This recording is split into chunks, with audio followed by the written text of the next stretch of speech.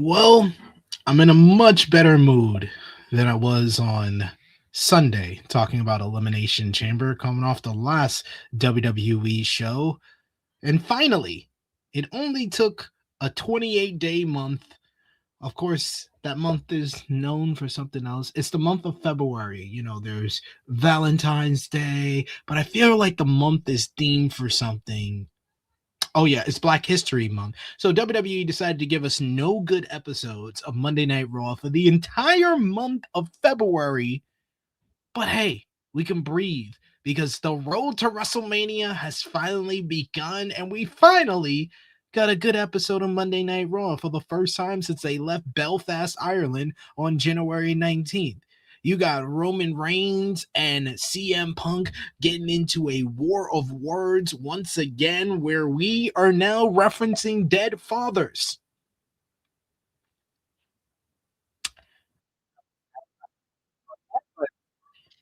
Hey, they did it. Yeah, they did that. We also got a new Intercontinental Champion as Penta is taking WWE by storm, and he wins his first WWE Championship after a year on the roster while Judgment Day drama continues. Liv Morgan had some spicy words toward Stephanie Vicaire ahead of their WWE Women's World Championship matchup. Seth Rollins is back and he's playing mind games with the Vision as he gets some revenge on Paul Heyman for all of the words that he has said. He didn't really betray him. He kind of did it under duress, but that's none the case. He got busted open, and Jimmy Uso and Jay Uso and LA Knight is making the Vision's life a living hell. Well deserved. You also got Gunther and Dragon Lee giving us one of the best matches on Monday Night Raw this year so far. You got El Grande Americano drama. You got AJ Lee being a fighting champion. There was much to talk about, much to discuss from Monday Night Raw this week. And thank God, because it's been way too long since we got a good damn episode of this show. I've been waiting for years. What the hell has been going on?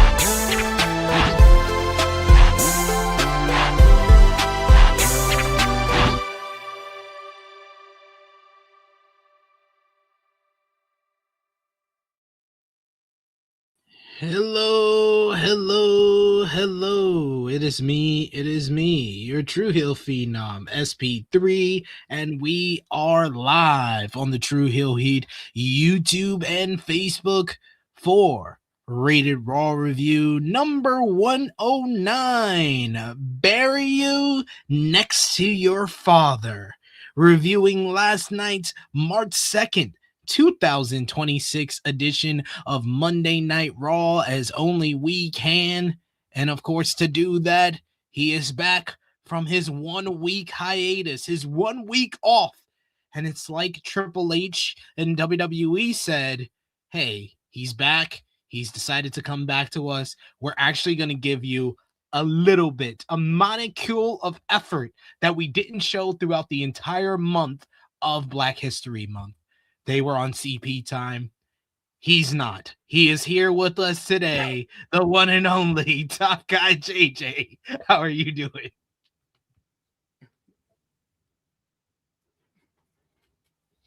Hello. I hear you. I just gotta. No. Hold on. I'm just gonna try to make sure that I'm not like in an alternate universe or something. That we're on Earth and they actually attempted to give us a decent show last night. I was like, all it took was JJ taking a week off. You need to do that more often. You need to call their bluff and take a week off, and they say, you know what, we're gonna actually try. Like, yo, that is literally all we ever ask for is try. I guess it is real. I have to slap myself a couple times.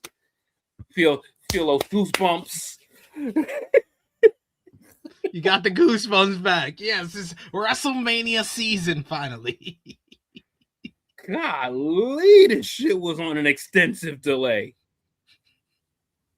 All it needed was you to take 1 week off, me to be probably at my most depressed that I've been talking about WWE, because I was slightly depressed, but you know, I kept my composure on Saturday talking about WWE on the flagship podcast. But you should have saw me on Sunday talking about Elimination Chamber. I question keep continuing to do this, continuing to cover WWE at the state they were in. And then they actually gave me an effort, and I was actually pleased last night. I mean,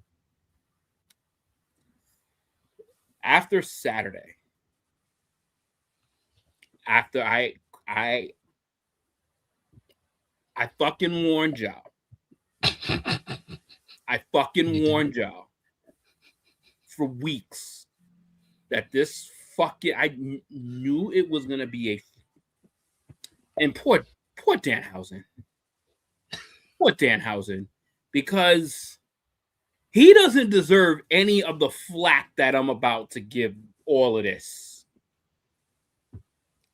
That shit had 7 people in it. You said you were going to be pissed if it was one person in it. I turned it off. I turned it off. I turned the Elimination Chamber off, and I had no idea who won the men's chamber until last night on Monday Night Raw. That was a wise decision. That was a wise decision, because that men's chamber, oof. I listen. I you know what? You know, if you want to play for shits and giggles and y'all want to have, hey, I hope he at least banged all of them. One of them was his wife, so he did in fact bang one of them. Oh, hey, the wife could be into, you know, she can fulfill his fantasy. Hey. Some people like having making love to someone who looks like them. But anyway, we appreciate y'all for joining us live. We appreciate y'all for watching us on demand. Remember to show your appreciation back the simplest way possible. You can drop a thumbs up on this video. You can share this video with all your wrestling fans, friends, and family on all your favorite social media platforms. If you are new to the True Hill Heat YouTube channel, hit that subscribe button, hit the bell to stay notified for all the great content here. You can also sound off in the comment section if you're watching us on demand. We love to keep the conversation going. So let us know what you thought about last night's Monday Night Raw there. And if you're with us live, you can be a part of this stream by sounding off in the live chat. We love to interact with all of you guys, hear your thoughts on Monday Night Raw as well. And of course, if you're feeling generous, you want to get back to what we do here, you want to show your support to the True Hill Heat YouTube channel in the best way possible. You could do so with a super chat donation.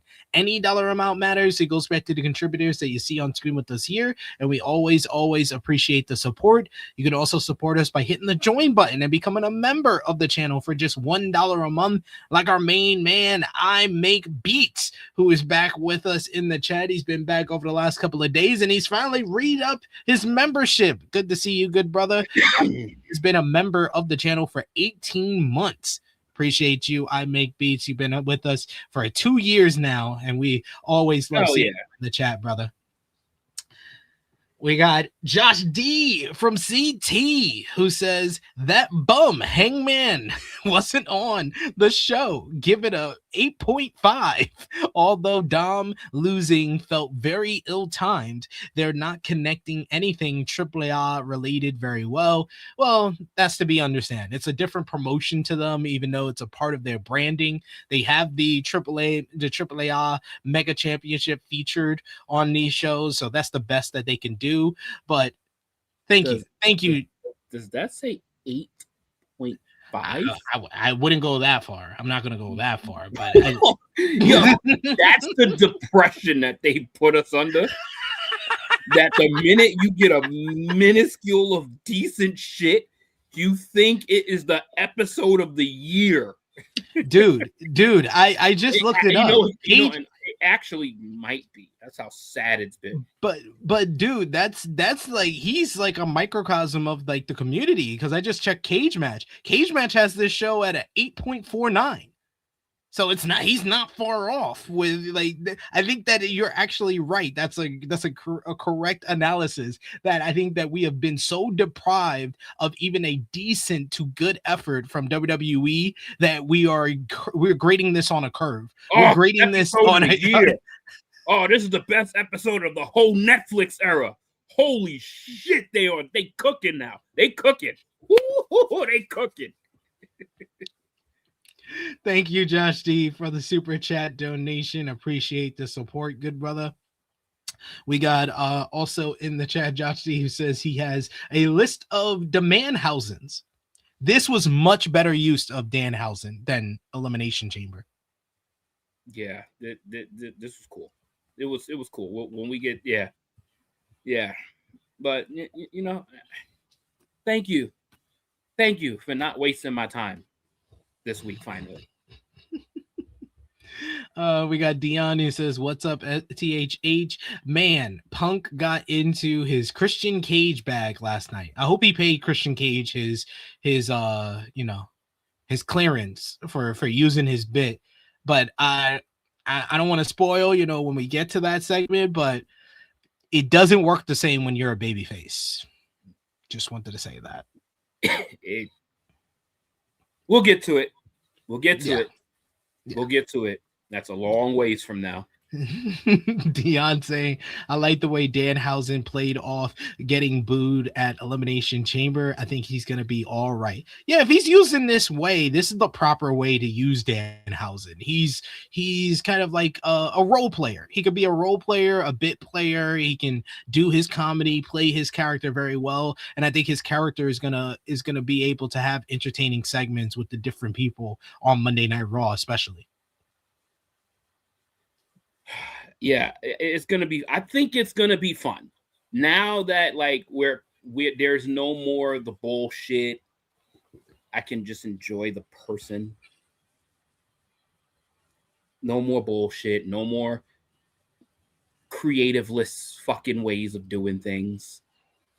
Can just enjoy seeing this man on screen, and it will be a pleasure because hopefully, he probably has as much television appearances in WWE now in a matter of 48 hours than he's been for AEW for 3 years. Yeah. It's been since 2023. He was on AEW television, so yeah, that is true. We got Chuck Berries who says, "What's good, THH fam? I'll be positive and say that last night's Raw was better than the previous 3, 4 or so weeks, but was a very low bar, to be honest. I mean, it's the best Monday Night Raw since January 19th. Yes, I know the date. I know where they were at. Belfast, Ireland. That was the last Monday Night Raw that was even good." You know what? It's been so long ago, I forgot. Fair. That is fair. Chuck Berry's also saying, "Yo, top guy JJ, how was your vacation in New Orleans and how was the concert?" Thank you for the question. First, my vacation was really good. Always good to get away, not worry about work, shenanigans, and shit. Just spend time with family, friends, Wally, etc. But I didn't go to New Orleans. I was in the wonderful state of Indiana. That New Orleans experience is happening for my birthday in September, and also the Bruno Mars concert is also in September. So, thank you for the question, Chuck. But we're a little ahead of ourselves. Not quite there yet. But the vacation was awesome. It was great to just unwind, refresh, be ready for the grind all over again, because you know how that shit all starts again tomorrow. But it was great to not have to worry about an alarm clock, not worry about drinking too much and having a hangover. So it was great. It was absolutely wonderful. Is this going to be your first time back in New Orleans since 2018? Yes, it is.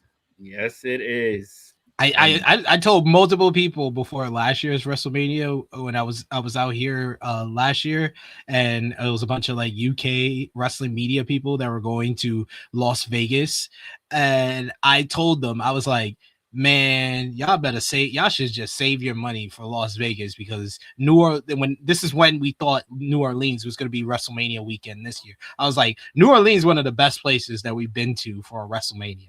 Oh my God, New Orleans was, you know what? New Orleans was absolutely amazing. My two favorites is definitely New Orleans, and although we had a blast in Florida, that Texas trip was fucking incredible as well. I love Florida because of the Real World house, because we stayed in a Real World house with 10 people. Oh my God. Yeah. That's really, I told you the other day that I was on Auntie Collins, shout outs to her. I was on her podcast and she asked me about like the origins of True Hill Heat and the origins of me getting into wrestling media. And I was like, it was that house. It was being in that house the day before WrestleMania and us going around and doing predictions. That's what created what we have done with True Hill Heat. Yeah. Yeah. And I think the Florida one was kind of interesting too, because I think the first few days you guys were in Miami, and then we were in Orlando, and then we kind of merged together. Exactly. And spent the last few days together as like an entire monster True Heel family. That I'm gonna call us out real quick. Because we've been slacking like big time.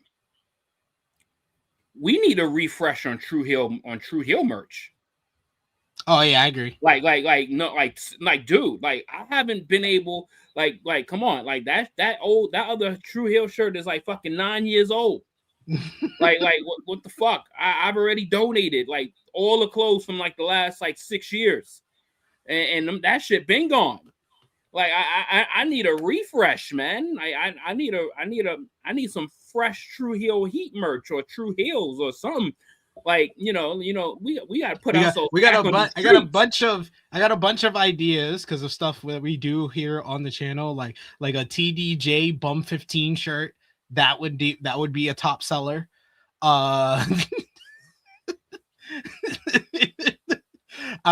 We could do one for you where it's Top Guy JJ. Wrestling makes you so mad it makes you want to slap your camera. Hey, as long as it's not like, there's got to be like some type of graphic on it. It just can't. It's got to be a hand and a camera. Yeah, it just can't be words. It's got to be a graphic. It's gonna be a hand that says Top Guy JJ, and then the camera on the side says the catchphrase. Yeah. Oh man, like I'm telling, like we need to tap back into to this market, man. I need to see like photos and us rocking this shit and just being back out there the way we used to. Like bro, like this is like the largest we've ever had as a community. Like, come on, like I think it's time to tap back in, because I think we really we got a great we got a great nucleus of people. Like we fuck, basically the shit is like a distant family. So like what the fuck? Like there's a bunch of Jimmy Macaram isms that could be shirts. No disrespect when he's about to disrespect somebody. That Jimmy Macaram no disrespect shirt, a Jimmy Macaram disclaimer shirt, a Jimmy Macaram there's a few of them. Chrissy Love rant shirt, yeah, that would be good. That's a good one. Yeah, that's a good one. And Chrissy Love rant shirt, yeah, I would definitely love that. Power Jerry finisher. Just get like a cool little like friendly photo of Chrissy, because I know there's a lot of fucking weirdos out there. A friendly photo of our boo Chrissy Love, just with like thought bubbles, and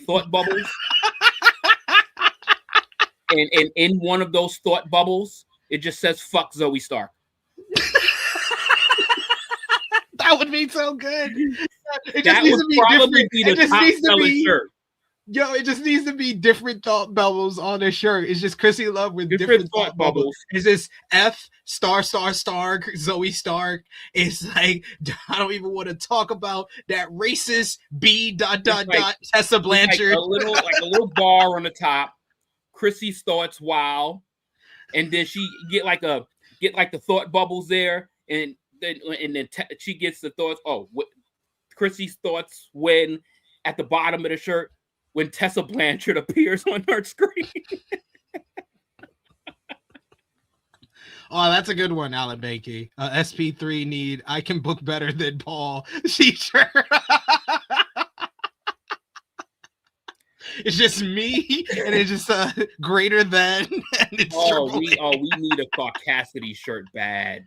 Oh, Caucas. See, we need to really, after the show is done, we need to send all these ideas to Baby Seth, because he's the best artist of the crew.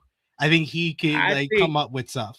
I think we need to have a quick little round table, little conference call, and just fucking throw shit out, and couple people take notes, and just start putting these shit together. Because I'm telling you, like, there's too much great minds here. Even people in the community would be able to come up with some fire ass ideas from shit that we probably didn't even remember. I'm gonna make sure I make that a community tab. I'll make that a community tab post of merch ideas. I'll put that up after we're done here. I'll put it on the community tab. You could send us any of your merch ideas. Alan Banky put that I could book better than Paul's shirt. This is what we do shirt. This is what we do. This is what we do shirt. I make B says Photoshop SP3's face on 2000s jacked Triple H. Oh man, I'm telling you, there is a lot of untapped potential there. A lot. It's a new era. Then the Caucasity shirt. That's a bestseller. That's a bestseller right there. That's a bestseller. Jimmy Jesus Christ shirt.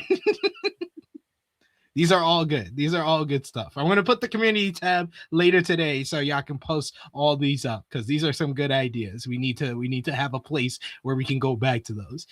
We got Josh D from CT with another super chat donation. Thank you so much, Josh D, for the support. He says, real talk, AAA been more enjoyable than Raw for me. I've been watching AAA on Fox. It's a fine show most of the time. I need to watch this past Saturday's show because I watched Elimination Chamber, of course, live.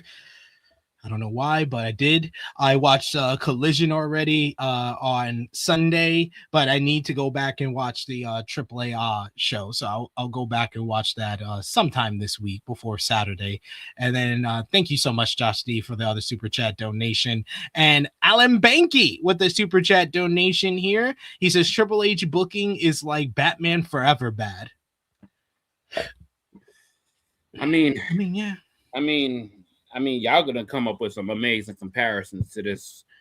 For probably y'all could do that for the entirety of the show, but I'm telling y'all, cook those ideas up, man. And I think there's a really good chance to bring a lot of that to life. I agree. It's definitely going to have a community tab up later today, so you can place all your ideas in there. So we have a place to go back to, and we'll set it up with us talking more ideas from the crew. I made beats. That's actually a good one. 3 words, 15 letters. Hello. It is me. It is me. That should definitely be on the back. Yeah. It is me. Very well done. All right, let's get into Monday Night Raw, the March 2nd, 2026 edition of Monday Night Raw. What did you think about the crowd last night in Indianapolis, Indiana? You know what's so fucking crazy about that? Is that you left yesterday? I was literally in Indianapolis and was on the plane flying home as this show was airing.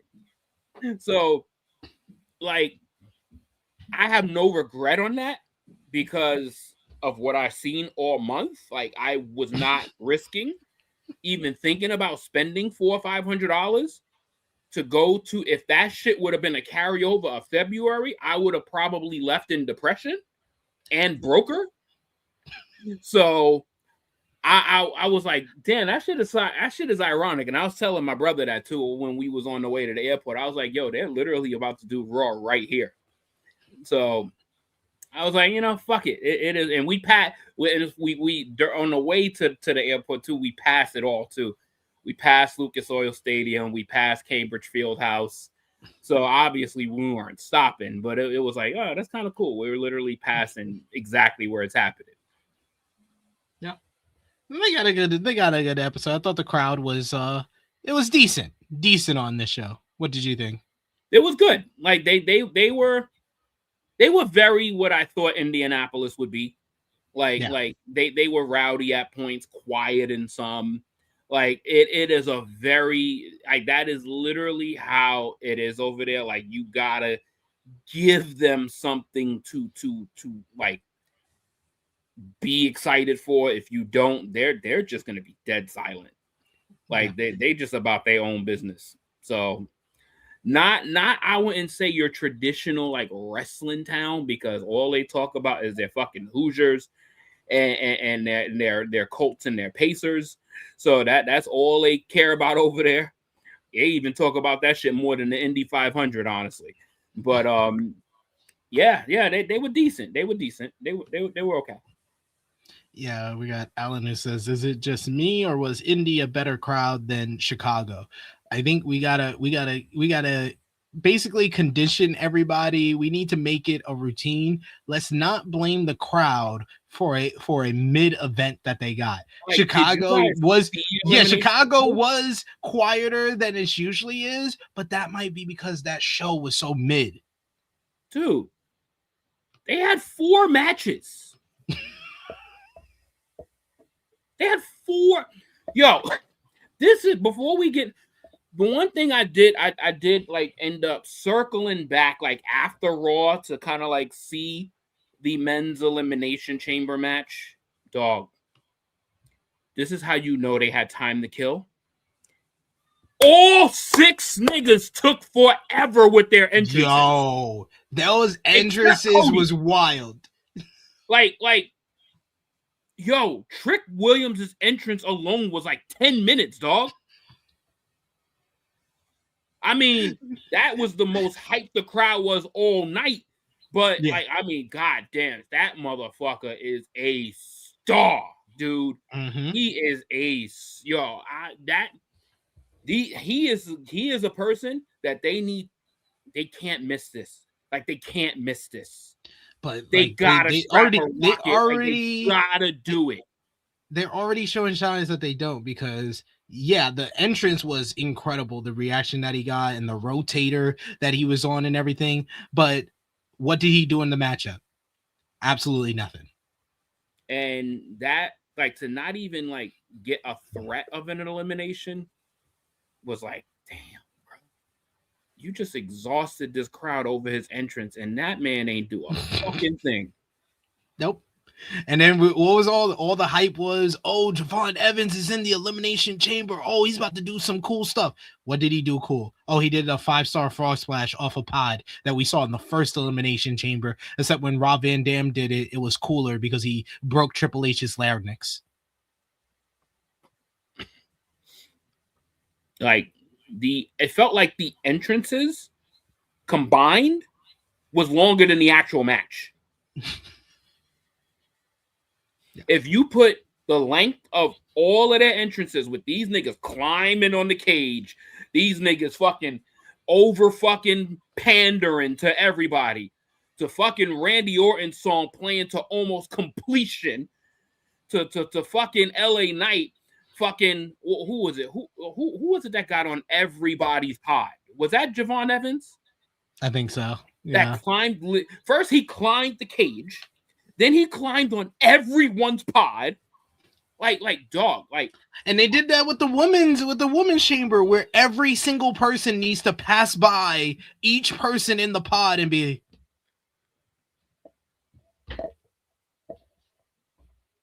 Like it was like.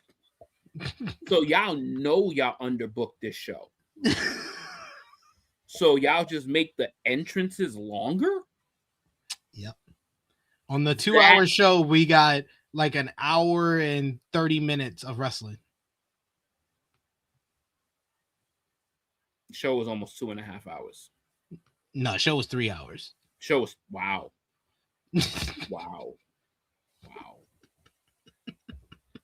Wow. And we got half wrestling. Got half of it. Half of it was wrestling. The other half was entrances and ads. And Danhausen. Niggas paid for that. Just so you know. Which Danhausen was an entrance. Like, niggas paid for that. Like and then people wonder why Chicago wasn't the same rowdy crowd that it usually is. Dog, the intro, the beginning to Monday Night Raw, was better than the entire PLE of Elimination Chamber. Yep. I agree. I'm sorry, DDG. He says Raw was way better this week. I went to Raw last week. Other than the AJ tribute, it was boring. You went to one of the worst episodes of Monday Night Raw in recent memory. God bless you, DDG. Oh, at least you were there for AJ's tribute. I thought you was about to apologize and for correcting. I'm about to say, no, he is spot the fuck on here. Yeah. No. I'm saying sorry that he had to go to that. He went to that. Oh, I kind of like misread the in between. Oh God, you went to that shit last week. Yeah, I feel bad. Man, bless your soul, bro. Oh my God, I feel for you, my brother. See, what a waste of money. Go back to last week. Not even Romeo could defend that episode. Romeo, the #1 WWE apologist on our channel, couldn't even defend that show. Yeah, Romeo was struggling last week. He gave a 5 out of 10 show a thumbs in the middle. I was like, Romeo, you need to go back to elementary school because you don't understand. Wait. How the fuck did he garner a 5.5? He gave it a 5 out of 10. 5 out of 10. And he gave it a thumbs in the middle. Nigga, even in today's school, that's failing. Even in today's school, that's failing. Not back when I was 65 was a minimum. Like, nigga, 50 is a fail today. I was like, I gotta hand it to you. The fact that you couldn't force yourself to go thumbs down. He had to put thumbs in the middle. And his theory is, 5 out of 10, that's in the middle. That's right in the middle of 10. No, nigga. Like, no. Like, middle is almost passing. Like, 6 is middle. When it comes, like, almost passing, when your thumbs up, thumbs in the middle, you're almost there. A 5, dog, you're failing. You're failing. You're failing. Oh, we got a super chat. Super chat. Guy. I love him. He's consistent. We got a super chat donation from Alan Banky. Thank you so much, Alan, once again for the support. He says, do y'all like the chamber we got now or the old one? I like the chamber now because it is safer for the competitors. It doesn't have the same level of danger though, because of this new one. This new one is safer for the competitors involved, but the old one just had this level of danger that every time they went out of the ring, it felt like they were experiencing pain no matter what they were doing, and that added to my enjoyment of the matchup. So I understand why they made the changes, and I know there's been this whole discussion of should WWE like throw away the Elimination Chamber. Like, I feel like that is creating a whole new issue than, because Elimination Chamber, I think it went several years being fine as a standalone kind of pay-per-view and like a segue into WrestleMania, but it was a better use when it was used for a championship. Like, this was the perfect year to do Drew defending the WWE title in the Elimination Chamber. To make it just the number one contendership, there is no story, there is no hook for that. It should have been, especially with Drew, with everybody targeting Drew on SmackDown, that Elimination Chamber should have been for the WWE Championship, and it shouldn't have been for the number one contendership. Yeah. I agree with the chamber. Like, I definitely think that this chamber is fine. It's just that the style of WWE wrestling, they don't use the chamber enough. They don't use the chamber. Like, they use the main thing that gets the main attraction that they all use is they use those thick plexis because it's the loudest sound. Like, they don't throw it, like, you don't see people getting thrown into the cage. You don't see people getting their head smears into the cage. You don't see people taking bumps the way they used to in the chamber, opposed to when it first started. Like, when they used, like, the chamber used to really look like it was like a dangerous match. Now this just looks like a over fucking designed match that blocks everyone's view, that you can't really see what's going on, and they're not really doing enough to make the chamber as dangerous as it can be. And they don't have to like go fucking be brutal and fucking take off pieces of the fucking poles and fucking smack people with them, but they can use it essentially the way cage matches used to be done, with the element of how cage matches used to, like, cage matches apparently seem to be more dangerous than the chamber match today. And the fact that you're doing 3 interference spots in one chamber, you just killing the gimmick. You're just killing it ridiculously. Like, ugh. But that's besides the point. Thank you for the super chat donation, Alan. But let's get into Monday Night Raw. We open with clips from the Elimination Chamber. Rhea Ripley winning the Women's Chamber. AJ Lee winning the Women's Intercontinental Championship from Becky Lynch. CM Punk retaining the World Heavyweight Championship. And, of course, Randy Orton winning the Men's Elimination Chamber. You had Seth Rollins came back. Danhausen came out of a box. Nick Aldis booked Drew McIntyre versus Cody Rhodes on this week's SmackDown. We were in Indianapolis. We see CM Punk, AJ Lee are walking. The Judgment Day minus Finn Balor are walking. Gunther is walking. Roman Reigns will be here, and Corey Graves and Michael Cole are announcers. And immediately to start the show, oh, what a shocking development! The Vision kicks off Monday Night Raw. I've never seen this before. Oh my god. Oh my god. Paul Heyman, Logan Paul, and Austin Theory, they walk into the ring with Heyman already on the mic.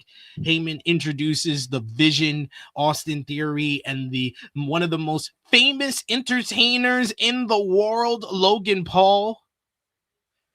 He says that someone's supposed to welcome folks to Monday Night Raw, or say that welcome to Indianapolis, Indiana.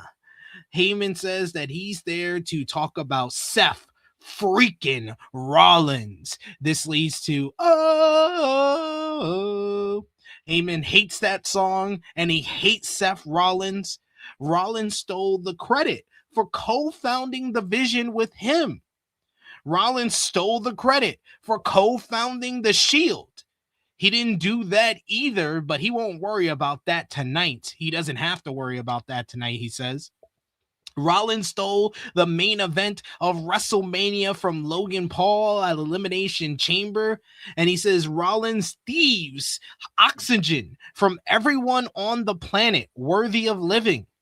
Heyman calls him Mr. Lynch and promise that they will whoop his ass and stomp his ass out the next time they see him. And that is a personal guarantee from the Vision.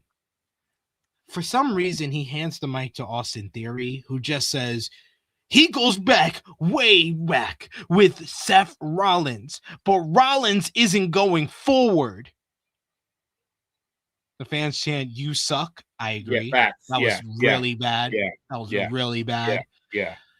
Logan Paul calls Rollins a scumbag and accuses him of stealing the victory. He said that he eliminated three people from the chamber. He says the only man to ever do that before was Brock Lesnar. That's the elite company that he's in. Thankfully, Adam Pearce comes out to interrupt these fools because, oh my God, no one in the Vision can talk anymore. Heyman is the only one, but he's kind of washed. But Adam Pearce comes out with security and he shots down Logan. He blames them for Jey Uso getting attacked on Friday Night SmackDown. Heyman denies his involvement or the Vision's involvement in all of that, and he says they will take credit for what will happen to Seth Rollins. Pearce says that he'll deal with Rollins himself since Rollins isn't even medically cleared to compete. A masked man briefly appears at ringside, but he gets chased off by the security that came out with Adam Pearce. Then another masked man jumps the rail. He tries to get in the ring, and then Logan Paul chases after him. A third masked man arrives at ringside, and Austin Theory runs after him. Another one walks down the entranceway with Paul Heyman trying to hold him off and beg him off, while another one rises to the apron. He unmasks, and it is none other than Seth freaking Rollins. And like he did back in 2014 in the same building in Indianapolis, Indiana, to Roman Reigns and the Shield, or you get Seth, who does his Shield signature chair shot to the back to Paul Heyman. Yo, the crowd popped. No, he did not. Let that shit rip. The crowd applauds Seth as he sets up. He sets up Heyman, and he obliterates him with a curb stomp, sending Heyman's face right into the mat, similar to what he teased doing on the road to WrestleMania 41, which convinced Heyman to be at his side at the event. The fans alternate between singing Rollins' song and chanting his name for one more time. Rollins walks off through the crowd, though, as he stands tall, and then a medical comes out as well as agents to check on Paul Heyman, who is bleeding from the nose. We go to commercial break, and during the whole entire ad break for the international viewers like me, you see Paul Heyman being escorted to the back. He is all messed up from the face, bleeding from the nose. They take him backstage. They place him in an ambulance on a stretcher. Logan Paul and Austin Theory yell at the medics, and Logan goes to get the car. Theory goes to a car opening its door, but he doesn't realize that that is not Logan Paul. It is Jimmy Uso, who apparently believes that the Vision, it was the ones that attacked his twin brother, Jay Uso. He attacks Theory. He sends him to a bunch of medical boxes on the side and takes him out. While Logan Paul is still looking for the car, I guess, we see that Jimmy Uso goes to the driver's seat, and it is LA Knight there. LA Knight is the driver of the ambulance. He daps up Jimmy and says that he has it from here. He says that he'll take care of things from here, and he drives off in the ambulance. And my God, someone needs to check LA Knight's driver's license, because he nearly ran someone down. That was ridiculous. He was straight up stone cold and behind the wheel here. For a Vision segment, this was on the better side. This was at least entertaining, especially the second half of it. And, you know, the Rollins appearance worked well with me. I don't really view Seth as a babyface for this action, because I know there's going to be people that be like, oh, Paul Heyman talked trash about Seth Rollins. But he didn't really turn on Seth Rollins. It was kind of like he turned the like self-preservation, because if you remember how the turn went down, he only turned because Braun Breaker threatened him. He said, you better raise our hand or we're gonna mess you up like we did Seth, and he did it under duress. He talked his trash about Seth, but I don't think that's enough to take that steel chair shot and then the stomp busting his nose open. But he's a heel. People are going to like it. The crowd popped and enjoyed it. And it was a nice, fun Shield callback. But I love the second half of this, the continuation behind the scenes, because I didn't really expect everything to go down like that with LA Knight in the driver's seat and then Jimmy Uso attacking Austin Theory. So I thought this was a fun way to kick off the show. What did you think? Yeah, the first half of the segment was fucking brutal. And then I was kind of interested to see if Logan Paul would sound any better now, the fact that he has like adversity, like he's kind of like dealing with getting like screwed over. And I thought it was gonna start to sound okay, but then he sounded like everyone else. And then Adam Pearce came out, which kind of made it like another Vision segment, and I was just like, oh god, here we go again. And then all of this. See, now I'm not a fan of the mask shit at all. I've never been a fan of this stupidness. But this was probably one of the cool ways to actually to do that. It's just to have like a bunch of motherfuckers, just a bunch of fucking randoms, just come out, distract them, clear the fucking way. And the fact that Paul Heyman's words came back to him when he said, the three of us are going to beat the hell out of you, the three of us? Word? And then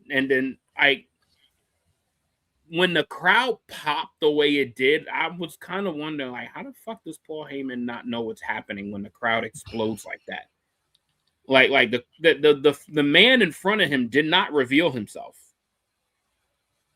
Exactly. The person behind him did, and the crowd fucking erupted, and he doesn't have any awareness.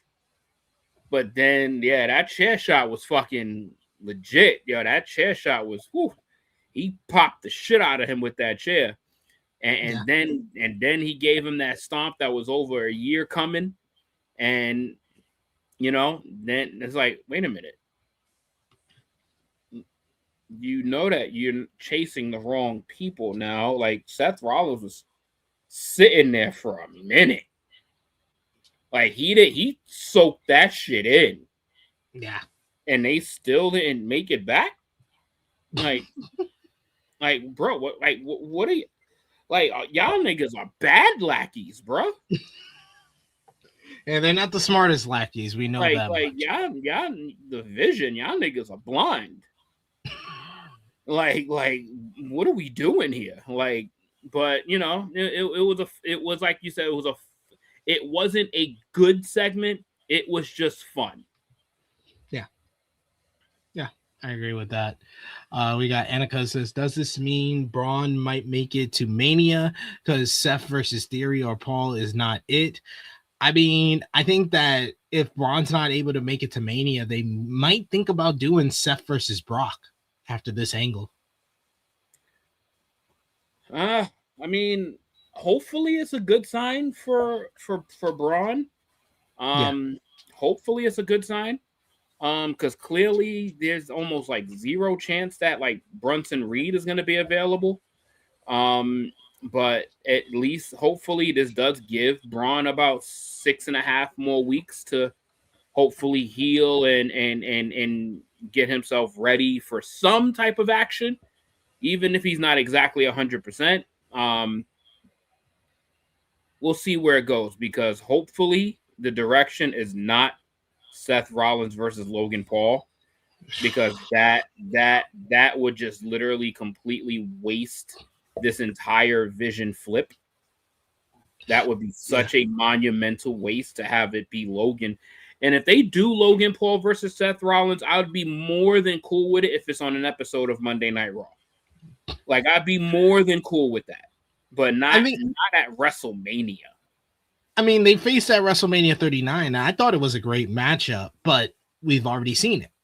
So it's a law of diminishing returns. But we don't need to run that back at all. Yeah, I agree. There's no need to have that match happen twice in 2 Manias. I agree. Then we had our opening matchup. It was the Ring General Gunther going one-on-one with Dragon Lee after a whole month of these two men going back and forth. During Gunther's entrance, Lee attacks him from behind. He kicks Gunther around ringside until Gunther completely washes out Dragon Lee by backdropping him into the timekeeper's area. Crazy bump on that. The match started during the break. Gunther goes after Lee's mask early on, and then he hits him with chops, but Lee fights back and he hits a running big boot. Gunther kicks Lee down and talks some trash. Gunther tees going after the mask once again until Dragon Lee fights back before running into a big lariat that Gunther turned Lee inside out with. Lee makes his comeback. He blocks a powerbomb and hits a Rana. He only gets a 2. He kicks Gunther in the corner, but Gunther chops him down yet again. Lee blocks the sleeper on the apron, and Gunther misses a boot in the corner. Lee drop kicks him away, and then Gunther is sent out of the ring. Gunther catches Lee on a dive attempt and chops him to the ground after he basically pushes him against the apron. We get Gunther takes some chops from Lee. Lee blocks the powerbomb attempt and hits some clotheslines before Gunther hits him with a backdrop. Then Lee kicks him in the corner and hits his basement drop kick. Gunther hits an Emerald Flosion at one point and gets a close 2.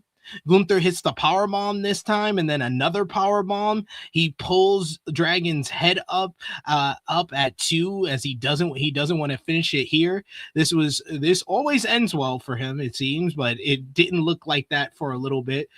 Gunther kicks Dragon Lee out of the ring and then powerbombs him off the apron and off the announce table. Then the announcers call for the referee to check on Dragon Lee. The referee counts instead. Gunther got outside and tries for another powerbomb, but Lee hits a Rana this time. Lee rolls back in at the count of 9. He kicks Gunther off the apron and then hits him with the Tope Suicida onto the announce table. Both men are down now as the fans are chanting, "This is awesome." Lee then hits Operation Dragon on the outside. Gunther rolls in at the count of 9.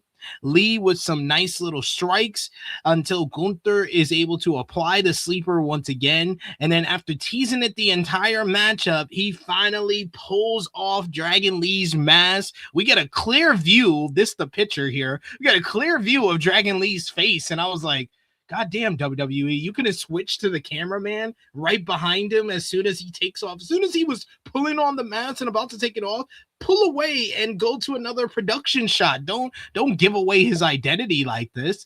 Yeah. Dragon Lee The Dragon Lee is put into the sleeper hold, and he immediately taps out, trying to hide his face as best as he can, as Gunther gets another victory in what I thought was a great match. These two guys went out there, they beat the hell out of one another. They were physically intense throughout. It really felt like a genuine fight, a genuine struggle between the both men. Gunther's been great all year long. He's been great for years, but especially this year, the matches with AJ Styles, and then this match here, this was probably the best Raw match that we've seen since Punk and Balor in Ireland. Terrific stuff from both men. What did you think about this one, JJ? You know what's crazy about this is that this turned into this started off as a straight up death squash match, and then it just became a fucking banger once it hit the outside. Like that was a great like flip on what you thought was gonna be just a fucking drubbing, a brutal beatdown, and Dragon Lee has no business being in the ring with this man. To then, holy shit, like oh, we got this burst, and that shit just became like, damn. Like, obviously, I think everybody knew Gunther was gonna win. Like that there was no, there's no threat, but it was like, yo, I'm glad that they didn't play Dragon Lee like that. Like, at least just straight up diss him and make him look like a fucking weak ass bitch. Like he went out in true lucha swinging form. And I thought it turned out from what was just like a basic ass like squash into a damn good like finale of like those final 3 minutes. Like, it became really good. Yeah, they really brought it here, and they got enough time as well. They got Holy nearly like I fuck. think 15 minutes. This is 2 things in a row that we didn't dog walk. Like, are we? Yo, It's been a while. This Raw?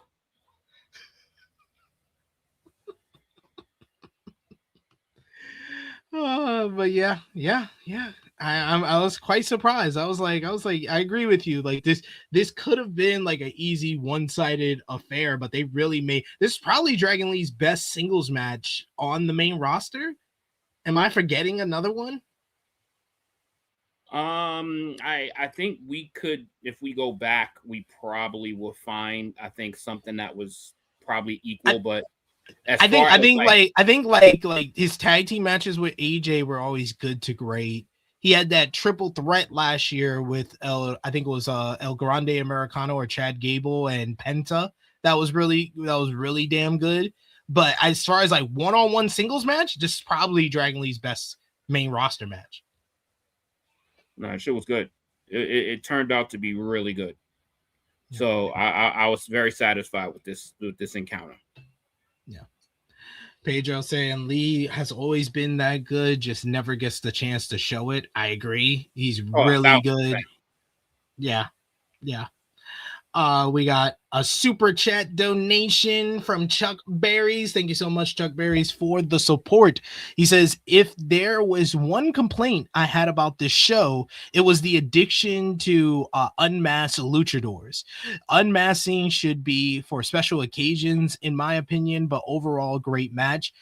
I agree with you that it's a trope now with luchadors, especially if the heel's gonna win, to unmask them, and it gives them like an easy win basically. But I like the take on this because this wasn't the same, because usually it's unmask the luchador, hit my finish 1 2 3, or it's unmask the luchador, roll up finish. This was basically, he teased it the whole matchup. He kept pulling on the mask. He built to the finish very well, did Gunther, going after the match throughout. That paid it off by him unmasking and then locking on the sleeper, which Dragon Lee had to tap out to immediately cover his face. I thought that was a different take on that trope. I mean, I just feel like they kind of botched that finish with the angles. Yeah. Like it should have stayed more tradition. even though it was like a split second, but obviously you have the internet, you can pause. So it gives you a split opportunity of just seeing what is so sacred and what's so protected, which is their actual identities. And if you're gonna do this, do it in a more protective way, like not just like he was dead stand. He just ripped it off with no fucking hesitation. Like he could have fucking put him in the sleeper, cradled him, and then the camera could have fucking been turned the other way, and he could have snatched it off while he fucking had the sleeper locked on. But that motherfucker was sitting. He was sitting up. Yeah. Like it was like, damn, like fuck, like can we protect this fucking culture? Yeah, and I don't like the fact that everybody on social media wanted to get in on Sean Ross Sapp, who posted the picture that I showed here of the picture of Dragon Lee unmasked. It's WWE's fault. It's not Sean Ross Sapp's fault. Yeah. It's WWE's fault, not the fucking media coverage. Exactly, they did that, not Sean. They did if you know, the thing is, it's funny how hypocritical shit that, you know, when people say shit like that. But I bet you if, you know, somebody's in the comfort of their own fucking home and a fucking paparazzi person catches like one of these fucking divas or one of these women in like a fucking revealing bikini and or some shit like that, you gonna blame the photographer? Like that's literally what these motherfuckers do for a living. These motherfuckers snap images and shares them with everyone against people's wills. That's literally what they do for a living. Yep. So don't give them the access, and they won't be able to do that. Pretty much. Common sense. Dion says, I like Dragon Lee, but I don't think it does Gunther any favors to have a competitive match here.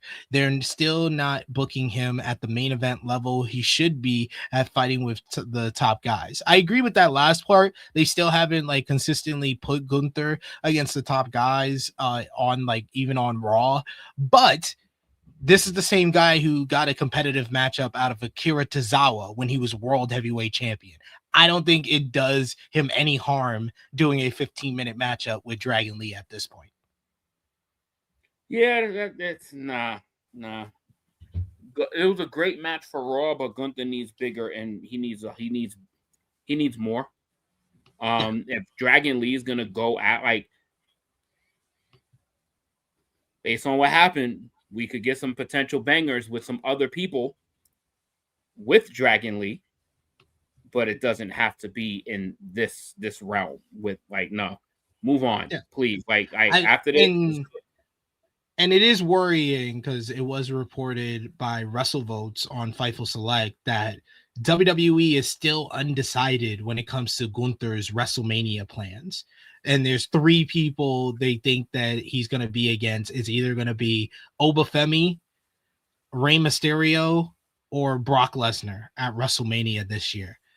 The fact is, Gunther is the longest reigning Intercontinental Champion of all time. He's a 2-time World Heavyweight Champion. And in the past year, he's retired Goldberg, John Cena, the greatest of all time, and now 2026, WWE Hall of Famer AJ Styles. And this company does not have plans for him for WrestleMania, does not know what he's doing for WrestleMania. That's just a microcosm of the issues that WWE creative have right now. And if I'm looking at those 3 options, it just should be Brock Lesnar. Like it should, like Rey Mysterio, it would be a good matchup. Don't get me wrong. But Rey Mysterio has lost consistently to guys like Austin Theory over the last year. I do not want to see Gunther against him when you've positioned him so low down the card, despite his legendary status, despite being a former world heavyweight champion, despite being a Hall of Famer. You have lowered his status on this current roster so much that is a downgrade for Gunther to face him. Obafemi, it's way too soon to face him. That's why Brock Lesnar is the only option at this point. And those are all bad choices. Yeah.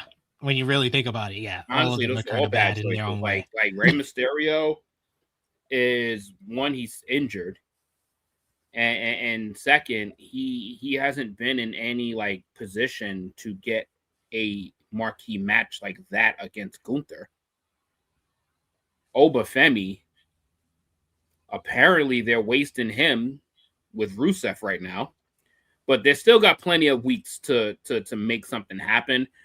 That would be the best option of what was mentioned, in my opinion, because the other direction that they're sending Oba in, I don't think anybody cares for it. Is a potential Oba and Brock Lesnar match.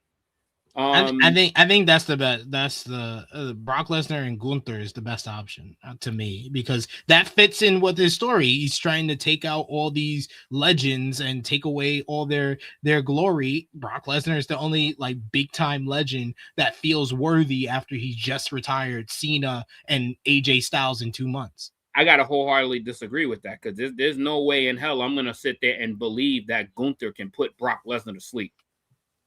Oh, I just wouldn't be able to buy that. Like Brock Lesnar wants to go to sleep anytime he's on the show. I don't understand why you can't believe that. I mean, on that logic, yes. But if you're gonna make him fucking dismantle John Cena the way he did to make him look like a savage again, and waste that completely at the Royal Rumble when he gets eliminated during Heat Fest, you know what? That probably is up for Brock. Just do whatever that doesn't make sense. Do whatever that doesn't make sense. It doesn't make sense, so fucking do it. You know what they do? They set it up last night. LA Knight driving away the ambulance with Paul Heyman. That's setting up LA Knight and Brock Lesnar. These just all sound bad. Like, there isn't honestly a Brock Lesnar match that I want to see. Okay, that's fair. That's fair. Out of the Brock Lesnar matches I do want to see, it's only two. It's Gunther and it's Obafemi. But I don't believe in them to give Obafemi the win that he should get if he's facing Brock Lesnar. So I don't want to see that. So the only option for me is Brock and Gunther, because that can go either way. These all sound fucking mid as fuck. See, we just sink right back into fucking WWE depression once you hit booking decisions and you already kind of know what's in the pipe. Like, godly. No, I mean, whatever. Yeah, here we are. Whatever. They're gonna each fight someone. They will. Neither one is gonna be baked well. They're all gonna be fucking underdone. We go backstage to Asuka. She is yelling at Kairi Sane because Kairi should have been in the chamber and help her win, despite Asuka being okay with Kairi losing last week because Io wasn't going to be in the chamber. Asuka walks off after berating Kairi, even physically pushing her as well. Kairi is in a state of shock when WWE Women's Intercontinental Champion AJ Lee pulls up on her. She walks up and tells Kairi to blink twice if she needs help. And I don't think that we got that confirmation because Kairi soon heard Kairi and she had to walk off. This was bad. They've really slowed this story down in its tracks. That was bad. Like that whole interaction was bad. Like, no, miss me with that shit.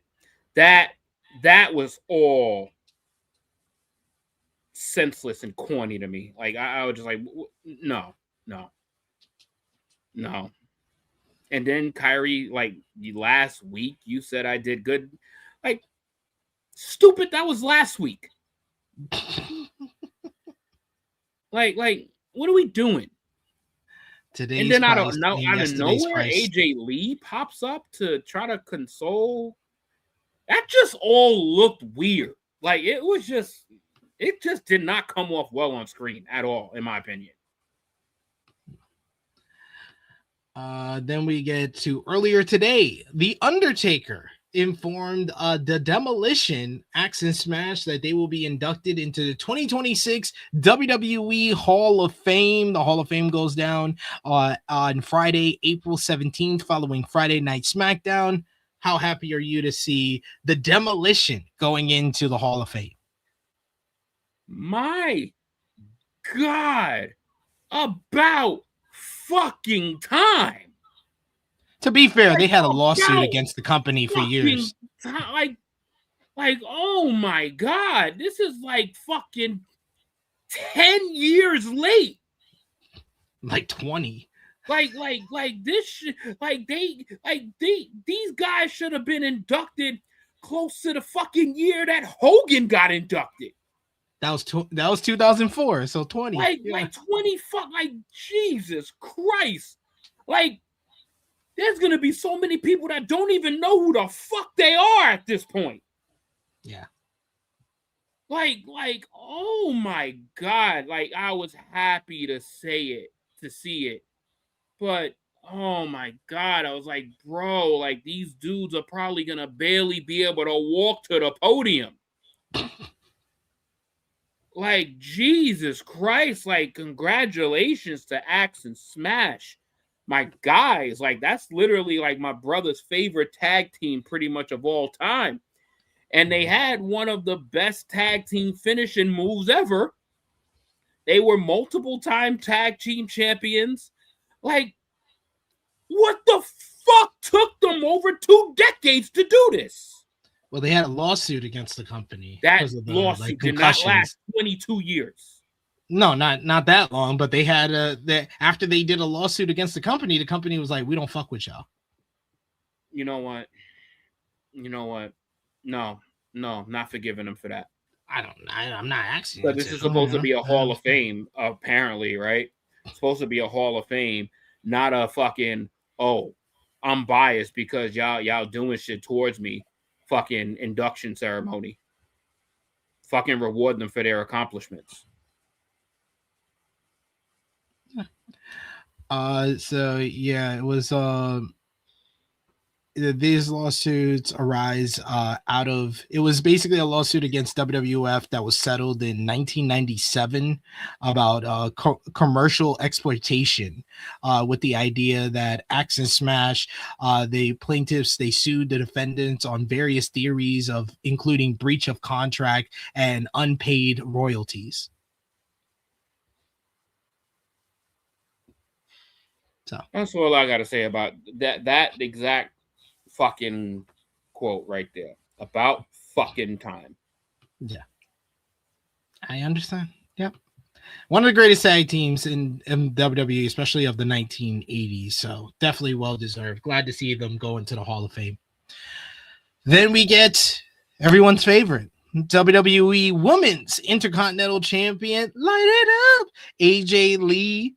She is out here. She gets a good ovation. She skips down to the ring holding her new title. AJ gets on the mic and she says deep down, she wanted to know if she could still go. The fans start chanting, "You still got it. You still got it." And she believed in her, she says. They remembered her when some people wished they would have forgotten her and made her believe that she could fight the very best. Becky is the best of the best, and AJ beat her. AJ proved to herself that she could still be championship material and exactly who she thinks he is. Now that Becky Boo Boo is behind her, WrestleMania is ahead of her. AJ says that she'll be a fighting champion, though, and she wants to defend the title before we even get to WrestleMania, since it's been 12 long years since she held a title, and she won't take it for granted. She wants to get her hands on some women in the locker room, and now that she's a champion, they'll want her. If they think they're championship material, they can come at AJ and she'll defend the championship the next time she steps in the ring. The ladies can show her exactly what they've got. And that's the end of the promo. Any thoughts on this one? This shit sucked. It just feels like AJ Like, is from God, a past era that is just not in a good way. this sucked. Like, fuck out of here with that. Like, and then literally, like, not one chick came out there. Nope. Like, this was, man, this, whatever. Like, this was like, basically came out to do an acceptance speech. Like, oh, whatever. Can move on from this. I'm giving this no fucking energy. We got Power Driver who says, still got what? Nostalgia? I mean, yeah. Chuck Berry said, I honestly really thought that Natty was gonna walk out and challenge AJ. Oh yeah, that's right. Josh D also saying they were in the concussion lawsuit as well with WWE. Yeah, they were involved in a few lawsuits or demolition. So them trying to reap what the fucking company did to them over the years and basically causing brain damage to them. Yeah. Nah. Don't take care of your people, but when they respond, now we got beef. Don't bite the hand that gives you. I'm Hale saying this was an okay promo, definitely not AJ Lee's best. I'm still waiting for AJ Lee's best. We have not seen it since she's been back this year.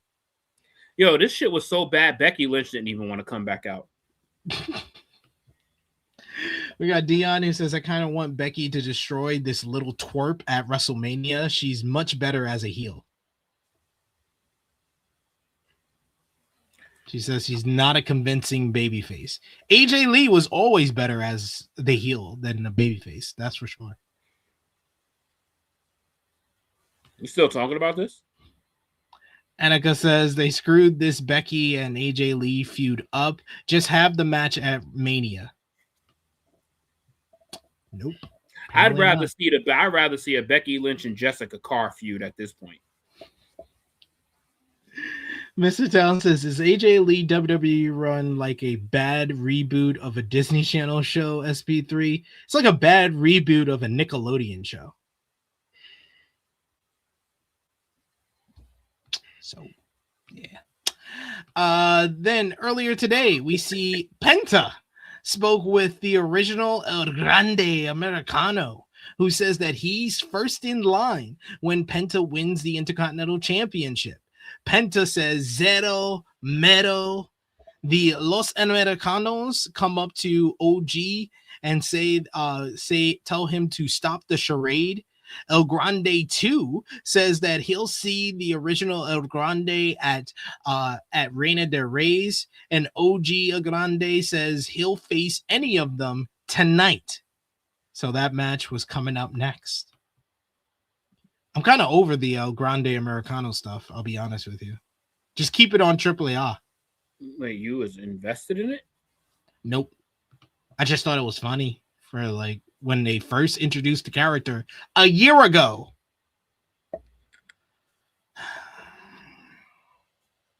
Liv Morgan, she's got some comments to say. Liv Morgan talks about in a vignette about how Stephanie Vicaire tried to embarrass her.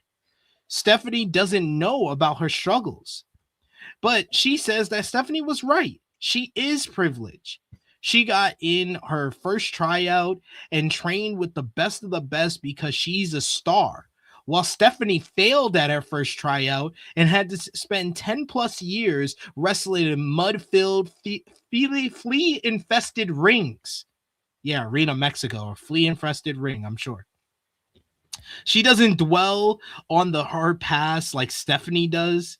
She sees a little bit of herself in Stephanie, actually.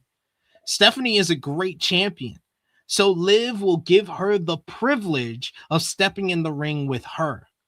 Stephanie will learn everything she needs to know about Liv when she takes the WWE Women's World Championship at WrestleMania.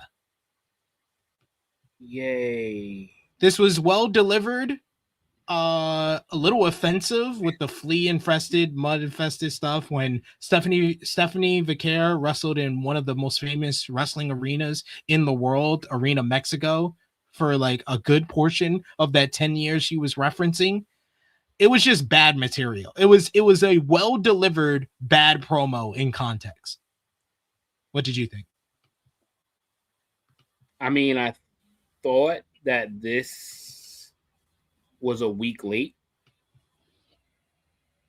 Liv Morgan should have said a lot of this in the ring last week. Yeah. But she made her choice literally with no context. Thought she was fooling somebody too. So then she made her promo after she made this decision. It's very counterproductive. And, I mean, to be fair a little bit, Stephanie Vicaire did white privilege Liv Morgan. So let's be a little consistent. This is true. Even though that's my girl. I said that though. I said that she came off like a heel in that promo, but then I'm just confused on who's the heel and who's the babyface because anytime these women talk, anytime these women talk, it's like they're trading places, and that's exactly what they're doing with the El Grande stuff. They don't even know. But I'm just saying, don't get mad when Liv claps back when prior she hit her with the white privilege stuff. Yeah. Just saying. Just saying. Like, come on. Be a little consistent here. But, I thought the words would have been so much more effective if Liv would have said that last week. Like that's I just think that the timing was so badly placed with this choice of words on this show that Stephanie doesn't even get to respond to it or say anything back. There's no response vignette from her or nothing. So it's just, you're going to have to wait a whole week for a response. Like, yeah, it's just poorly timed. Yeah, this really feels like they're stretching what should be like a 4-week build over 7 weeks. They are going to drag the shit out of this. I don't think we get like a promo segment between the two ladies next week. I think that we get a Stephanie Vicaire response. And then the week after that, we finally get a promo segment between them. Then the week after that, we get a match for one of them. And then we get a tag team match the following week. Then we do a contract signing and we're at WrestleMania. Yeah, sounds like a bunch of shit no one's going to care about. Absolutely. They're not off to the best start with this road to WrestleMania, with this rivalry in particular. Like, your job is to make us care about this. And unfortunately, it kind of feels like I gave them the best imaginative thought of how this could have turned out. And this is going to turn out to be a fucking 6-week drag out to something no one's going to care about. Yeah. We shall see. Speaking of luchadors, we had the original El Grande Americano going one-on-one with Ryu Americano, who had Bravo and the El Grande 2 in his corner. Ryu and Original did some arm rings at the start. The Original then takes Ryu down. Ryu takes advantage of a distraction, but Original hits a Mardi Gras cradle for 2. Bravo does some dancing on the apron, and this gives Ryu the opening to attack the Original from behind. Chops are exchanged between the two men before OG cannonballs onto Ryu on the floor. Original starts dancing to Bravo, who does his usual dance. Ryu sent into the ring while El Grande 2 distracts Original so Ryu can hit a big dive onto him on the outside of the ring. Original is then sent into the barricade as Ryu has full control here. We get overhead suplex from OG, leg sweep, then a twisting kick. We get the original goes up top, but Ryu blocks a dive attempt with his knees, and that leads into a ankle lock though from the original. Ryu then with a Meteora in the corner. Ryu goes up top, but original meets him. He climbs up and he hits a big suplex off the top. Original Ryu almost gets unmasked, but Bravo intervenes. Lots of shenanigans with the other El Grande interfering as well. Grande 2 headbutts Original, and then Ryu heads off the top rope and hits a big diving headbutt. Original kicks out at 2. Ryu then goes for OG's mask. The referee talks to Ryu while Bravo and Grande are going after the original. Original fights back and he's able to counter Ryu and hits him with the Chaos Theory for the 1-2-3 to pick up the victory here. This was a decent little matchup. They're giving this El Grande Americano storyline a lot of time on this TV as well as in AAA. I kind of agree with the guys in the chat. This is just better off in Mexico where it's actually over and it's actually one of the best stories going on in AAA. Whenever it's on Raw, it feels like a lesser version of what they're doing on Saturday nights. What did you think? Don't care. Yeah, basically. Like legit, just don't care.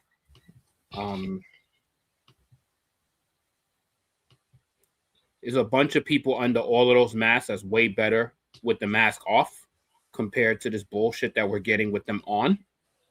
I said this earlier. I was like, Chad Gable versus Pete Dunne would have been much better than this.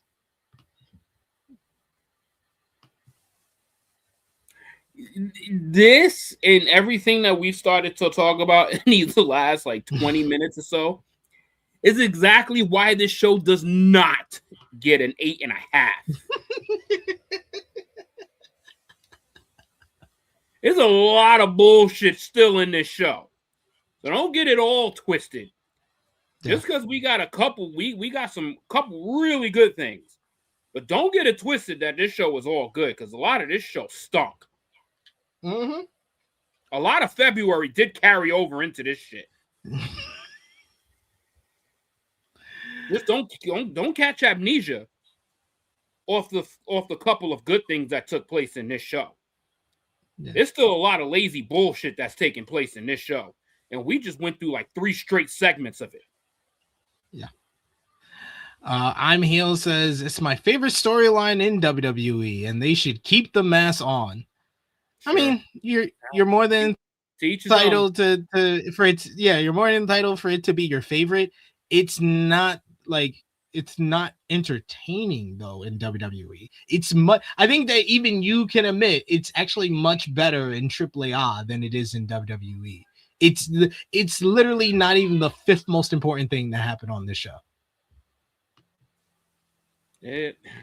Sure, I guess. I mean, you like it. I don't love it, but I'm happy for you. I love it for you. No, because you should want better. Oh, we got in the chat, Chuck Berries, thank you so much for the super chat donation. He says, so my question is, when, if at all, do Americanos get involved in this foolishness, because you know it has to happen? Who is Degree? Or is that something, or is he talking about more Americanos? Like the Creeds. You're talking about the Creeds as Americanos. I think they dropped the whole American made stable. I think they're just focused on OG Americano for now. I hope not. I mean, that will get Creed some TV time, so I know they would be down for it.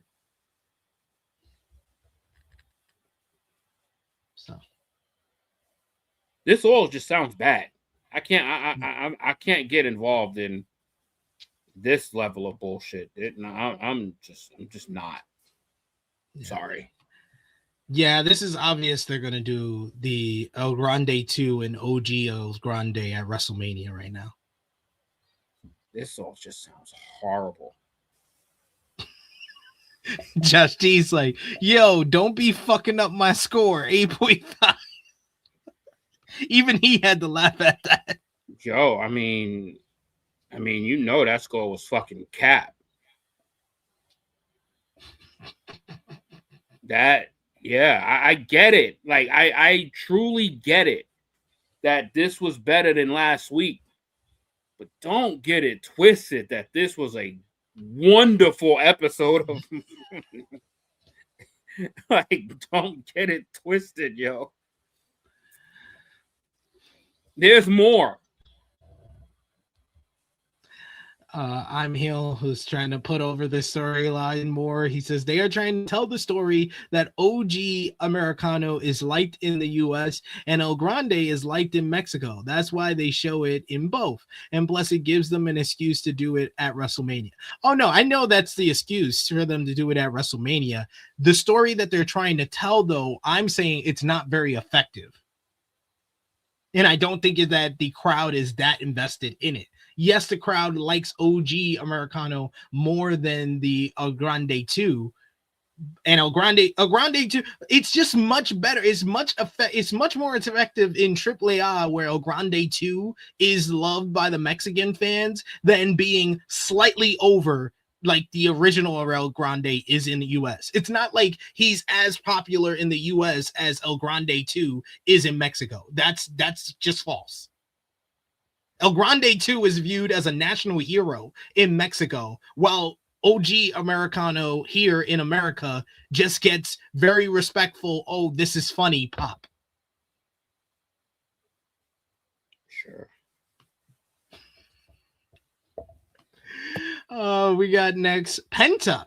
In a vignette, he promises to come out with all the hearts of his people and make history tonight by becoming the new Intercontinental Champion, because he is Penta and Zero Mero.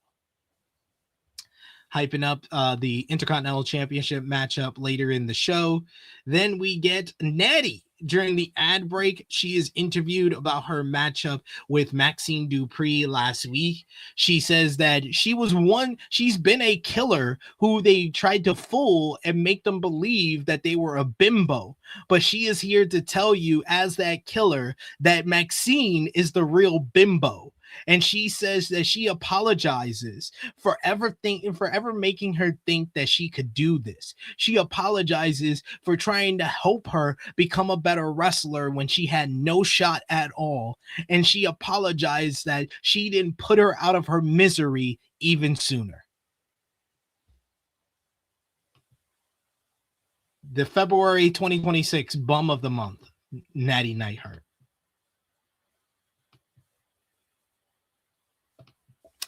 Then we got the Judgment Day backstage. They are getting ready for Dom's big title match later on in the show.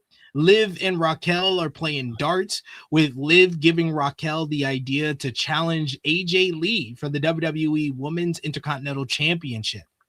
Finn comes up to JD and Dominic. Dom says that now that Finn is done losing to Punk, he can help him against Penta. No, Dom and JD. Yeah, that was a lot of shade. Disrespectful. Now that you're done losing, that's not a friend, bro. Dove and JD are in agreement for that, but Finn thinks, he's like, what did I tell you before? He was like, you need to do this on your own. And Dom says, yeah, I know that. He was like, I just want you guys to be at ringside so we could celebrate my win afterwards. After some guilt tripping from Dom and JD, Finn agrees to be in his corner tonight. I'm just sorry, like, I'm not really that interested in Finn and Dom facing each other if it's not for the Intercontinental title. It's been the Judgment Day whole storyline has been so entrenched in the Intercontinental Championship that it loses my interest a little bit if the Intercontinental Championship is not involved in it. So Still 8.5? Definitely not that. Definitely not that. We got Josh D from CT who says, I stay committed to the bit. I respect it. I always respect the bits. I always respect the bit.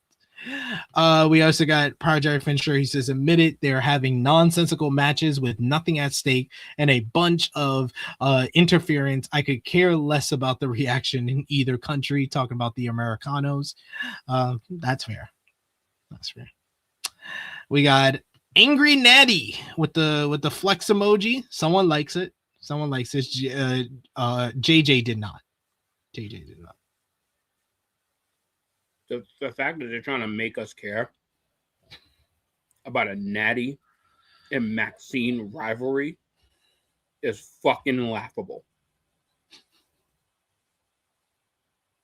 Oh shit, she called her a bimbo. Oh my god. Yo. Natty no character is cooking. Oh, she cooking, y'all. She cooking. Oh, Josh D. She called her a bimbo, bro. You believe that? Josh D says Gable is losing that mask at Triple Mania in a mask versus mask. Kaiser is over as fuck and money in Mexico. He says Kaiser living in Mexico now part-time and dating the Spanish interviewer. He's all in on the gimmick and may he reign. Great talent. I agree. Like I said, I enjoy it when it's on AAA. I just don't enjoy it when it's on WWE television. Hey, you know what? At least he's on TV now every week. Yeah. We got I'm Heel says it depends on how WWE builds Dom versus Finn from here to Mania. They could do something with it. Let's see. No, I'm not saying anything. I'm not saying that, oh, this doesn't work.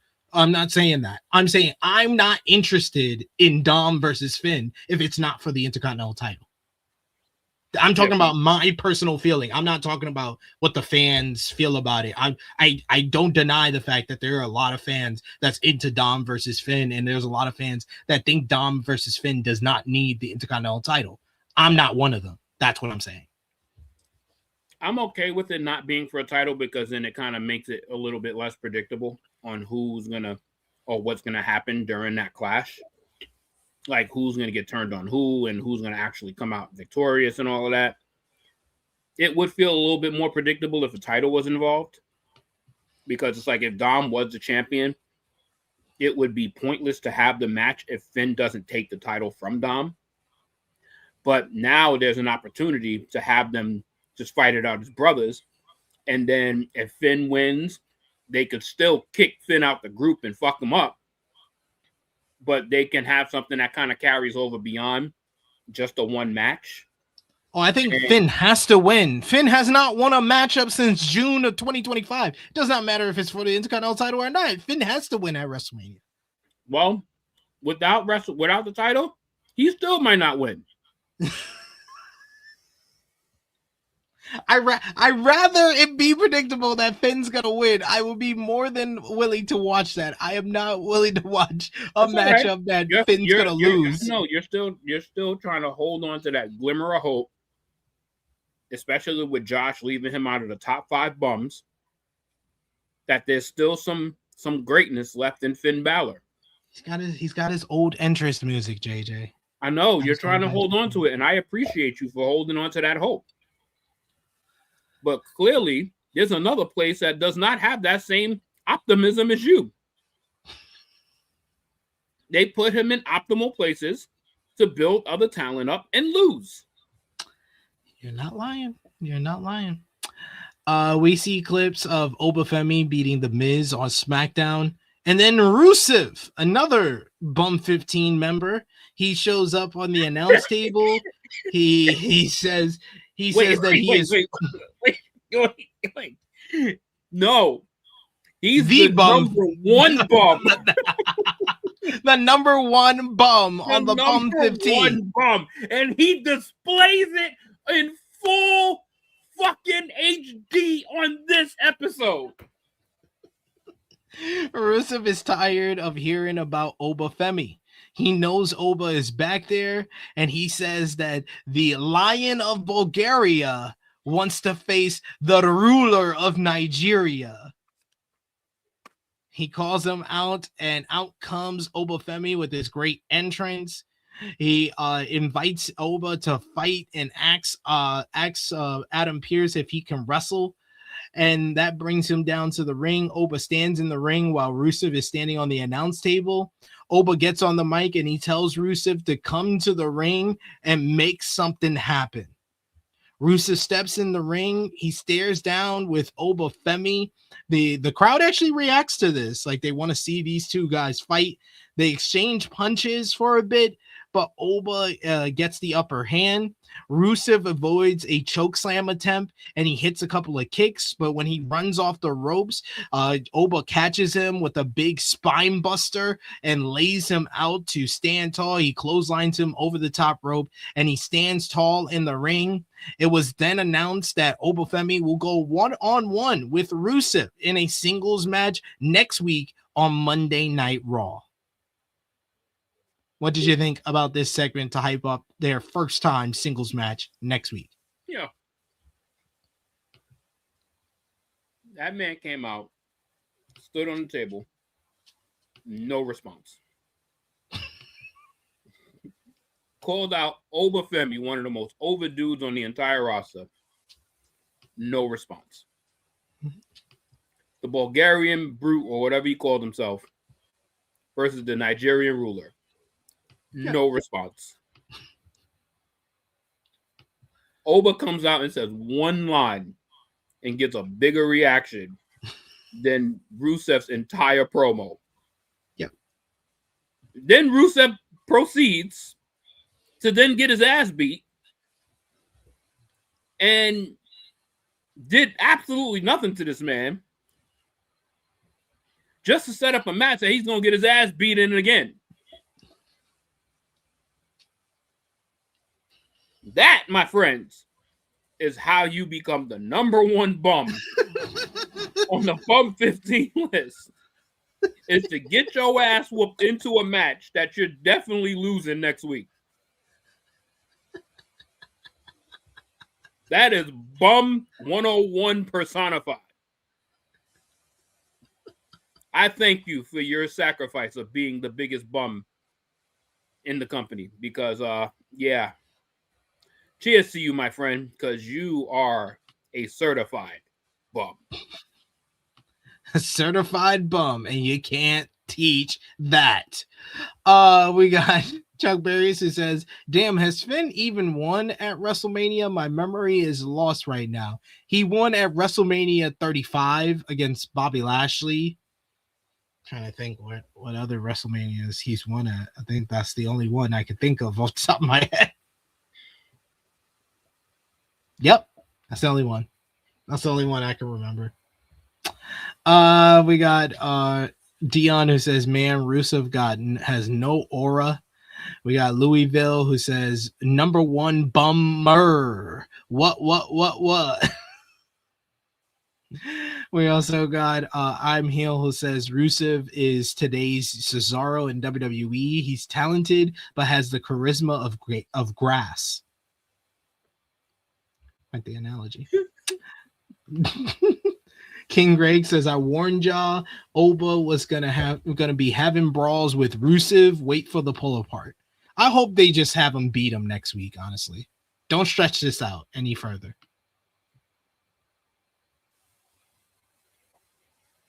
You know what? That comment that you saw from Power Driver, I got so scared to read it because I think that that's actually true. He says they're stretching it. They're DQing this matchup. I think so too. Unfortunately. I'm hoping that they just end it next week, but you're probably right. Unfortunately. Backstage, we get Bayley and Lyra Valkyria. They are both frustrated where they're at right now. We got Bayley who talks to Lyra about how she feels stuck right now. Lyra says that they've had no luck as of late, but she can't watch Bayley miss another WrestleMania again after last year.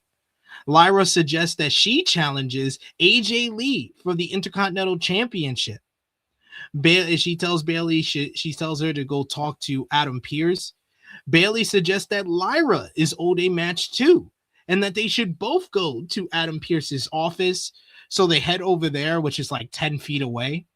They go to his office, and out comes former WWE Women's World Champion Io Sky. She exits the office. She has a little stare down with Bayley before walking off as Bayley and Lyra enter the office. And later on in the night, it was made official. Next week on Monday Night Raw, it will be a gauntlet match to determine the number one contender for the Women's Intercontinental Championship.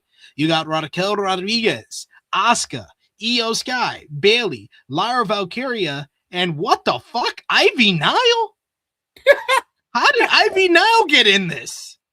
We saw everybody else on screen on this show, but Ivy, why is Ivy Nile in this?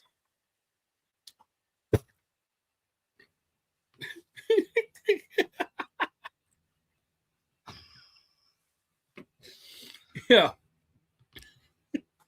Is that a graphic error? No. This is the graphic. This is the graphic they show. It's like, why is Ivy Nile here? Why? And that is a legit, why? WWE think they slick because they're doing a gauntlet match next week, which means we're going to get 5 women's matches in one match because they didn't do one fucking women's match on the show. Yo, Rebecca says she ain't want no parts of that shit. She said, I ain't getting no fucking gauntlet. Pull that Ivy, bitch. That's probably exactly how that conversation went. Go get Ivy. She's bored. I'm not fighting 5 other women. Yo, remember when we were talking about this? I guess. Remember we was talking about this, JJ? Annika saying, bruh, they really mucked the women's TLC tag match because y'all were waiting on Bianca with no backup plan. Yeah, it seems like they just totally forgot about all the work they did for the women's tag team division. Oh, no, that shit doesn't exist no more. That shit? Tag division? Excuse you?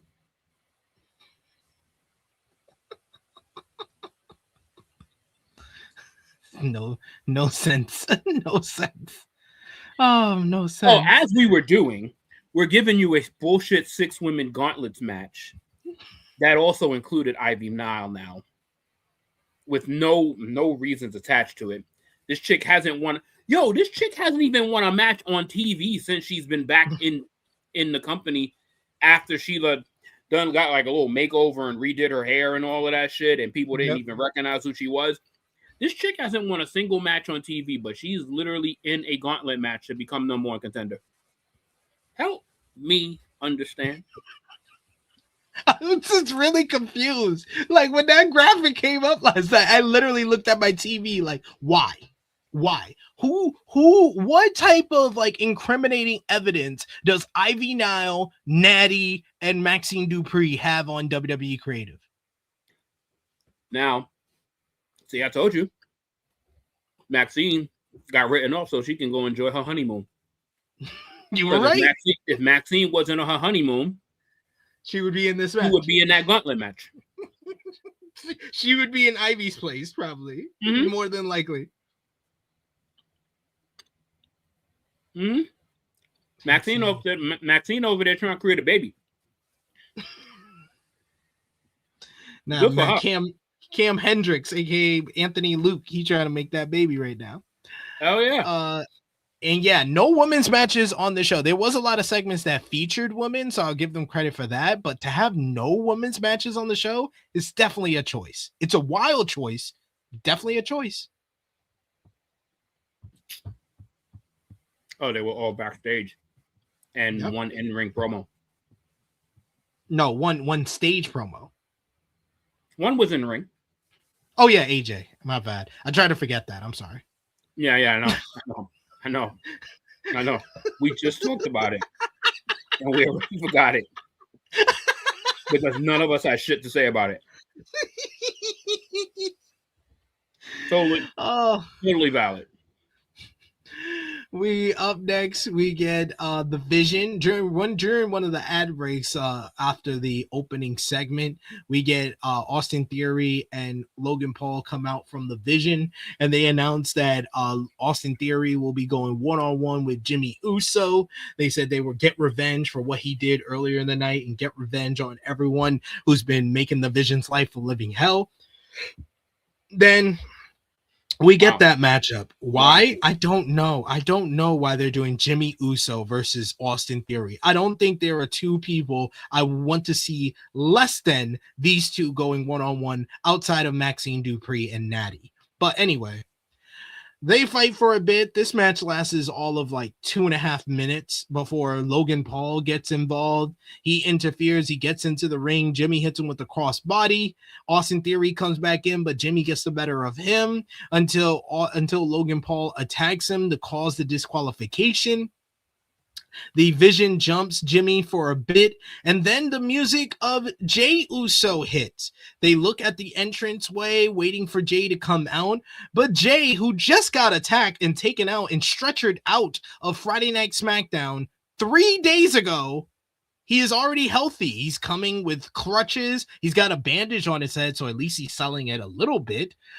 But he hands a crutch to Jimmy Uso. The Usos use the crutch on the Vision. They get the better of them, and they finish off this post-match beatdown with the 1D on Austin Theory to stand tall as the World Tag Team Champions. Look like they got a measure of revenge on the Vision, who are the lead suspects for attacking Jey on SmackDown. So is this going to lead to the Vision and Usos at WrestleMania?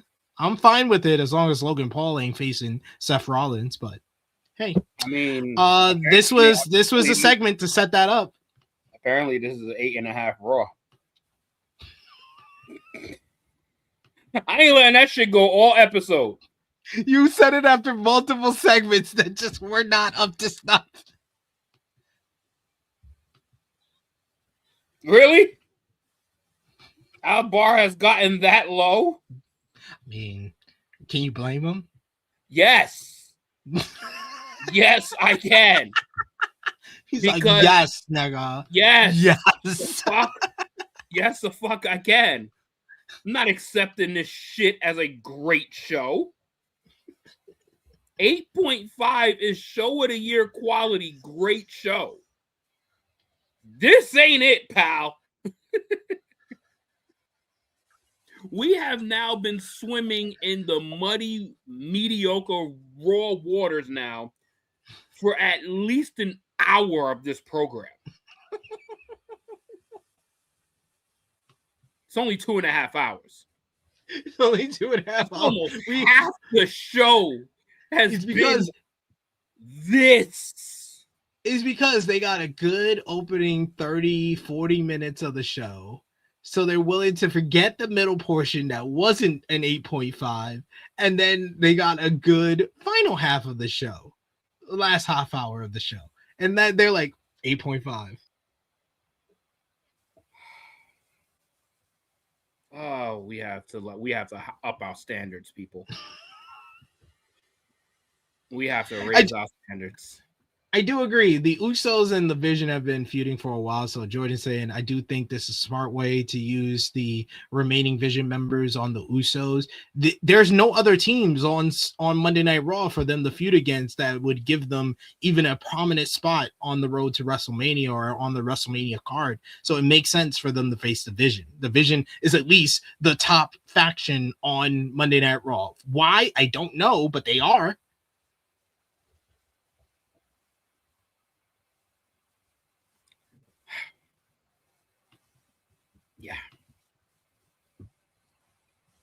Yeah.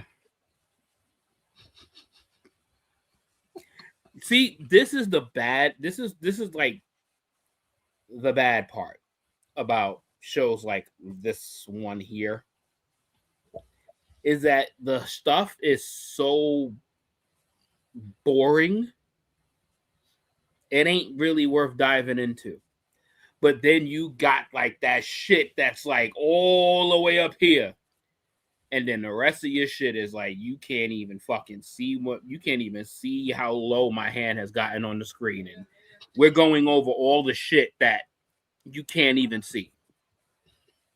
Hey, we got a good segment up next, in my opinion. First, we see a clip of CM Punk saying he has a lot to get off his chest. It was like, I think it was like a quick clip to build up 2K26.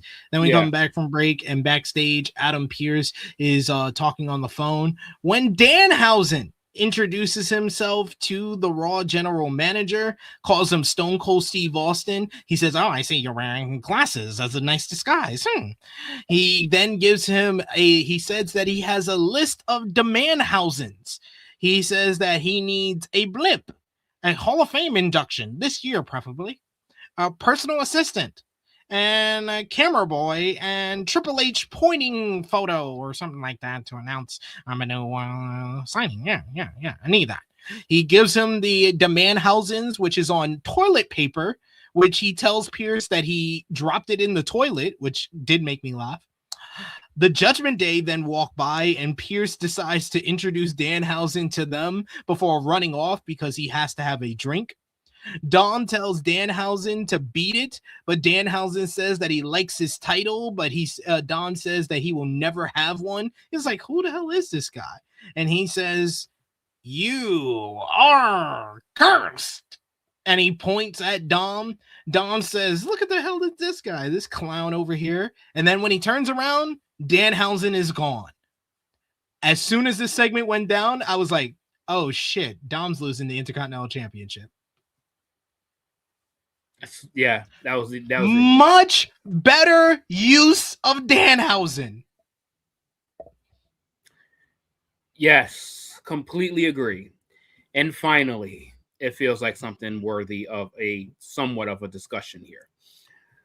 So, Danhausen, I was wondering, like, what the fuck? Why is this paper so soggy?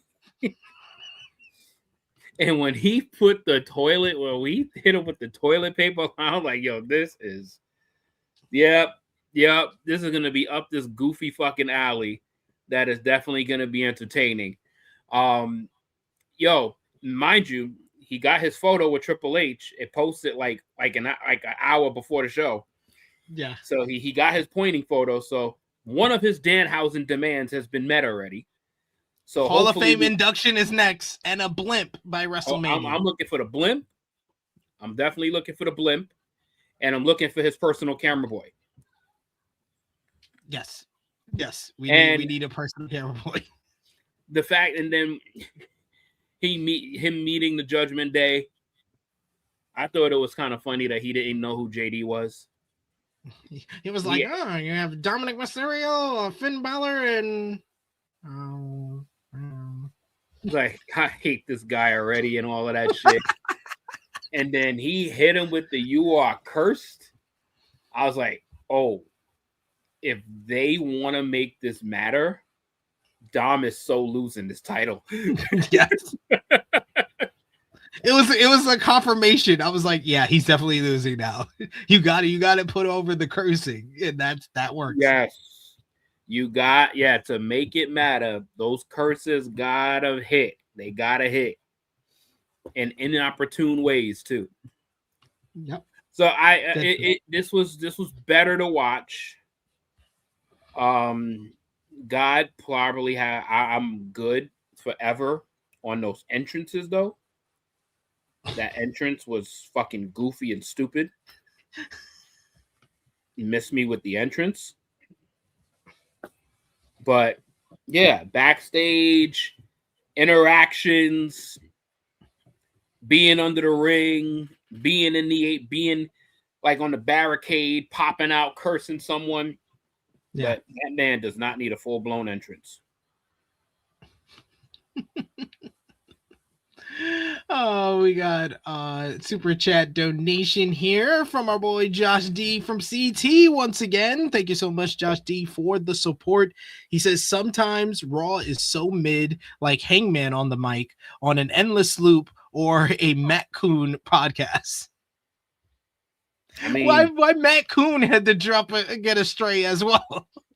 I mean, you also gave Raw an 8.5.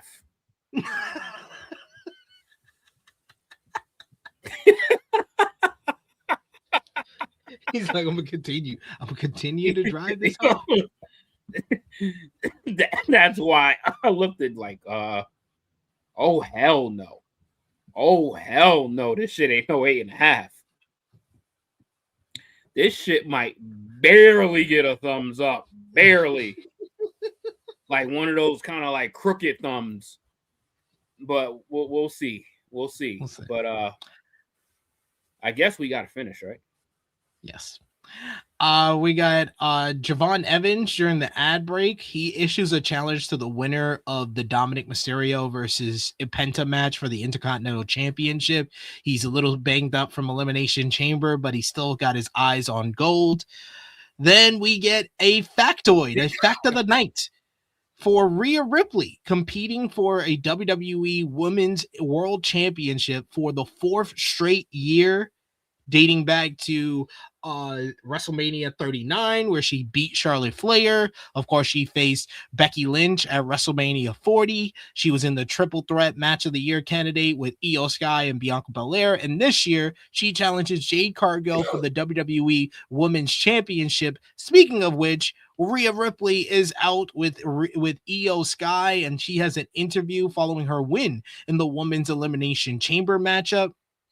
Jackie Redmond is interviewing her and asks how Rhea feels knowing that the woman she'll face at WrestleMania is Jade Cargill. Rhea says that it's been a whirlwind of emotions. Losing the Women's Tag Team Championship sucked since Io's been so many things to her, most importantly, her best friend. Rhea thanks Io for supporting her and pulling her out of a dark situation. Io says that Rhea did the same for her, but Rhea won the chamber match and showed why mommy is always on top.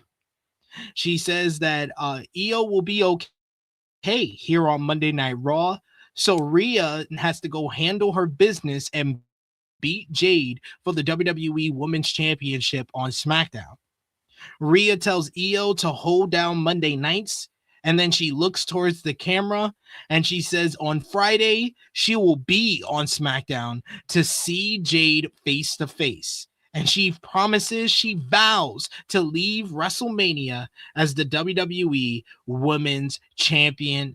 Her and Io hug as Rhea is off here, but this felt like a farewell segment for Rhea for now, as Rhea Ripley heads to SmackDown to build up the WrestleMania match against Jade Cargill.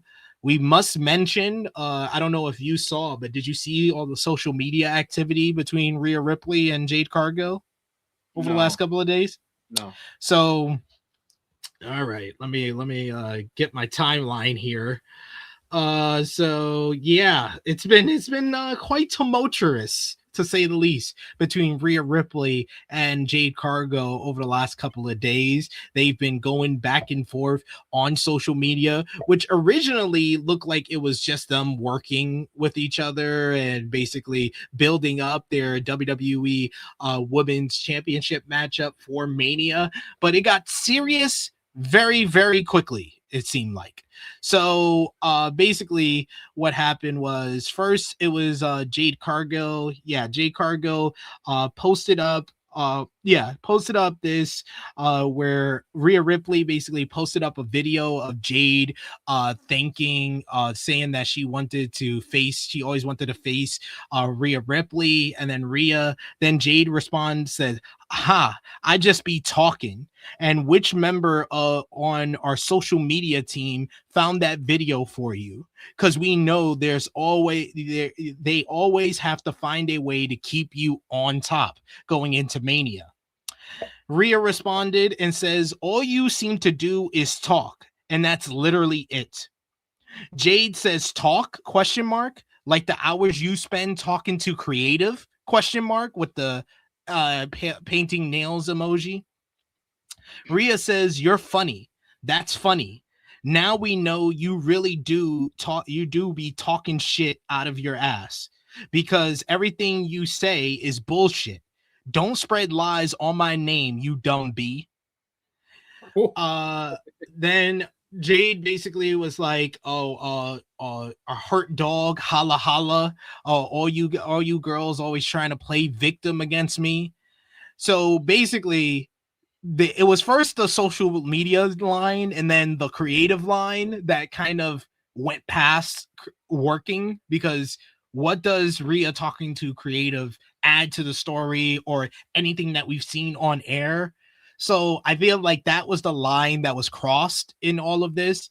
And right after that, like a day later, Chelsea Green went on social media and she was like, Rhea Ripley is one of the nicest, people out there and one of the hardest workers in the company. So it was basically an out of character tweet from Chelsea Green, basically bigging up Rhea Ripley. She says, Rhea is proof that you can be kind, respectful, and the most talented wrestler in the world. So Jade Cargill responds to that tweet and says, it's no point to even go and embarrass you on this app. You always have something to say about everything. So then basically Chelsea and Piper Niven responded to this. First, there's Chelsea, who basically repeats the line that Jade gave to Rhea Ripley, where she says, damn, hit dogs really do holla, woof woof, with the heart emoji. Very respectful. Piper Niven chose violence. Piper Niven responded to Jade Cargill and said, who the fuck even said anything about you? Contrary to your belief, the world doesn't actually revolve around you. No point to even embarrass you on this app. Give you enough ring time and you'll do it yourself. Oof. Oof. I was like, God damn, she chose violence. Holy shit. Jade responded to this and said, hey, Piper, hope you're healing okay. Can't wait to give you some ring time, with the heart emoji and a cry emoji.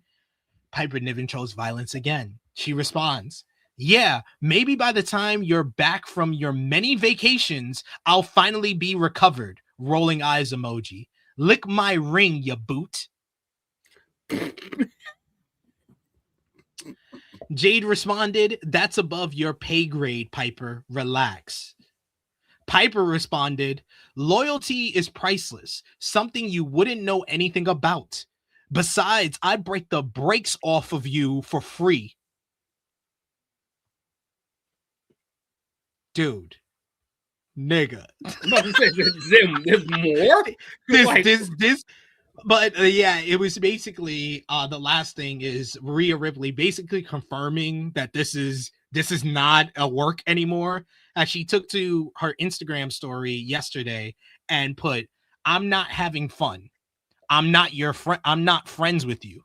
Learn to work and never lie to defame someone's real human character by quote unquote breaking the fourth wall. She deleted this soon after, but her husband, AEW star Buddy Matthews, retweeted this and reposted this as well. So, one, the way you know this is real and not a work is one, Chelsea Green being a babyface and bigging up her friend Rhea Ripley.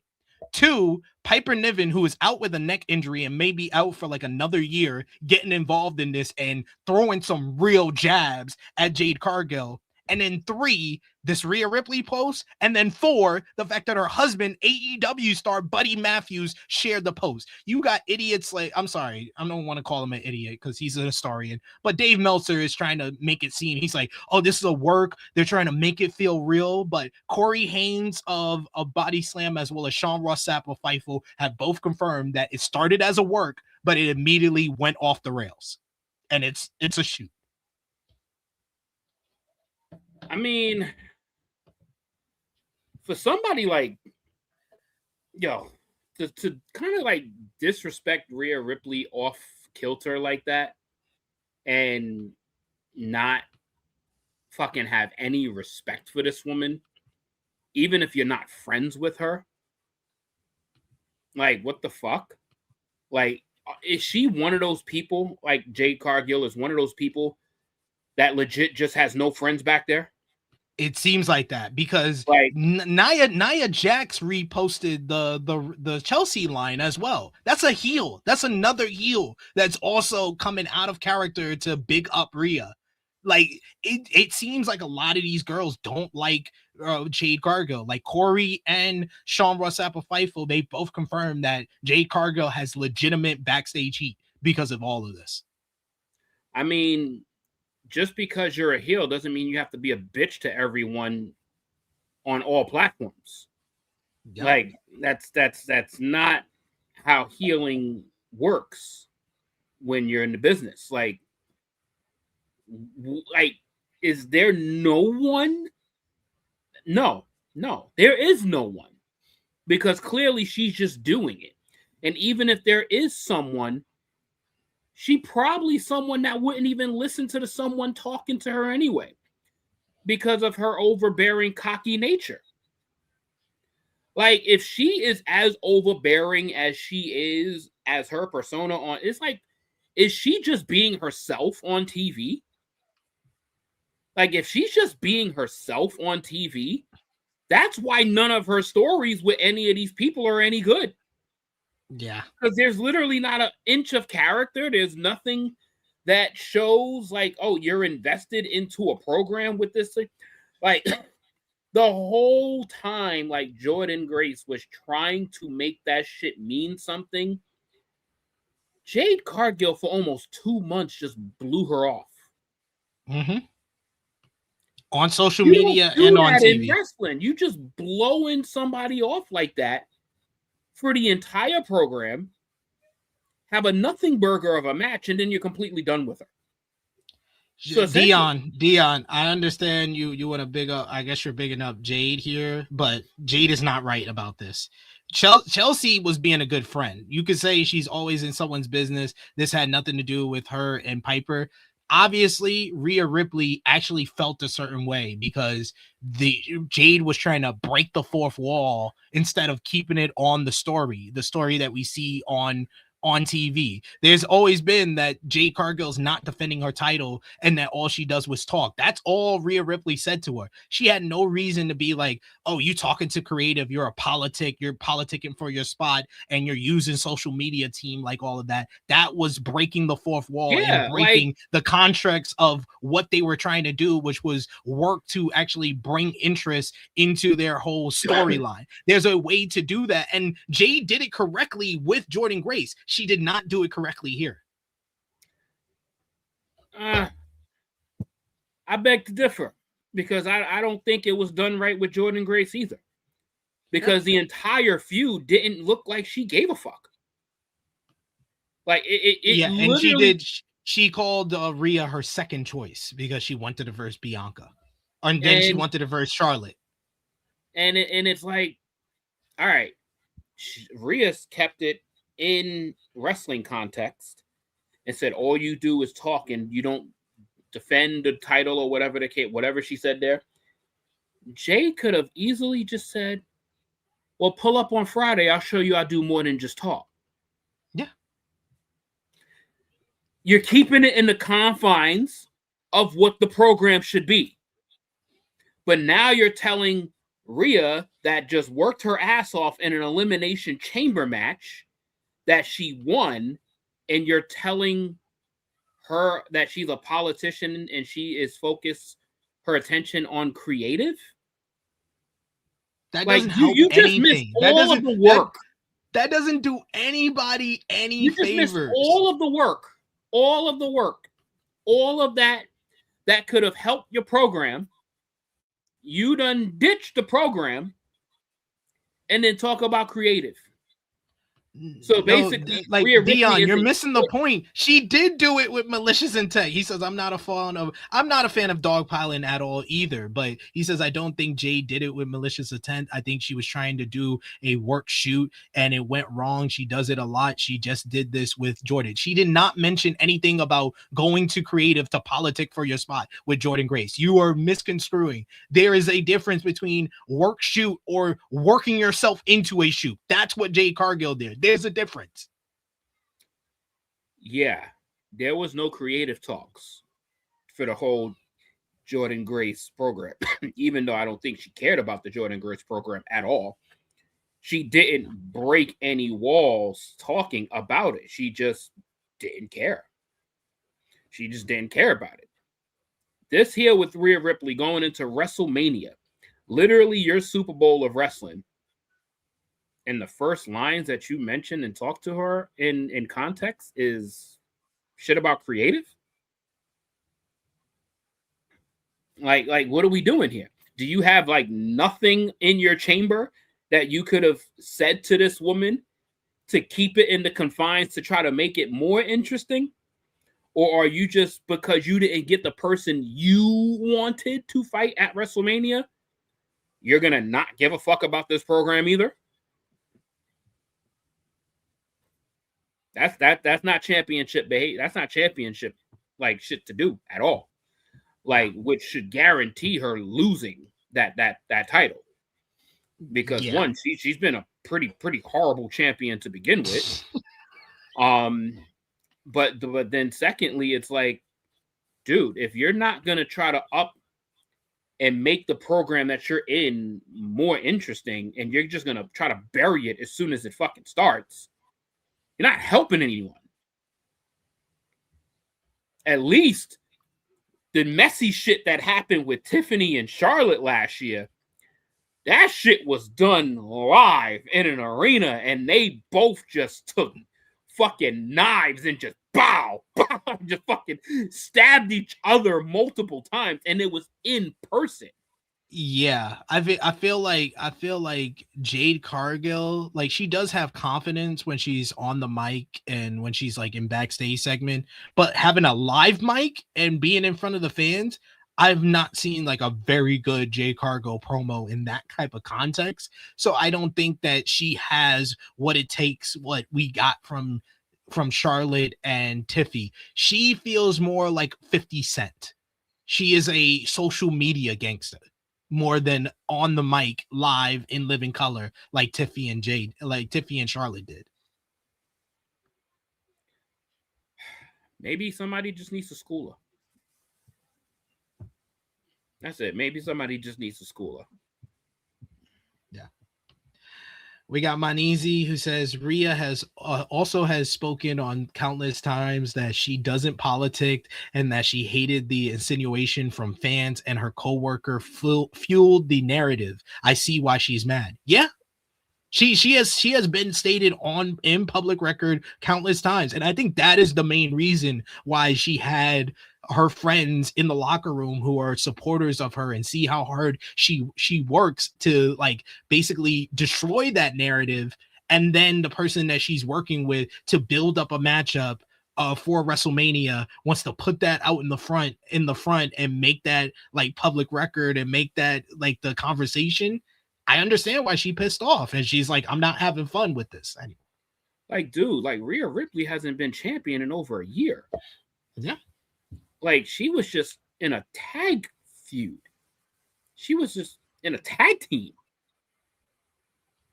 If she was politicking, she would have been championship program for SummerSlam. She would have been a championship program for fucking Night of Champions. She would have been a championship program for fucking Royal Rumble.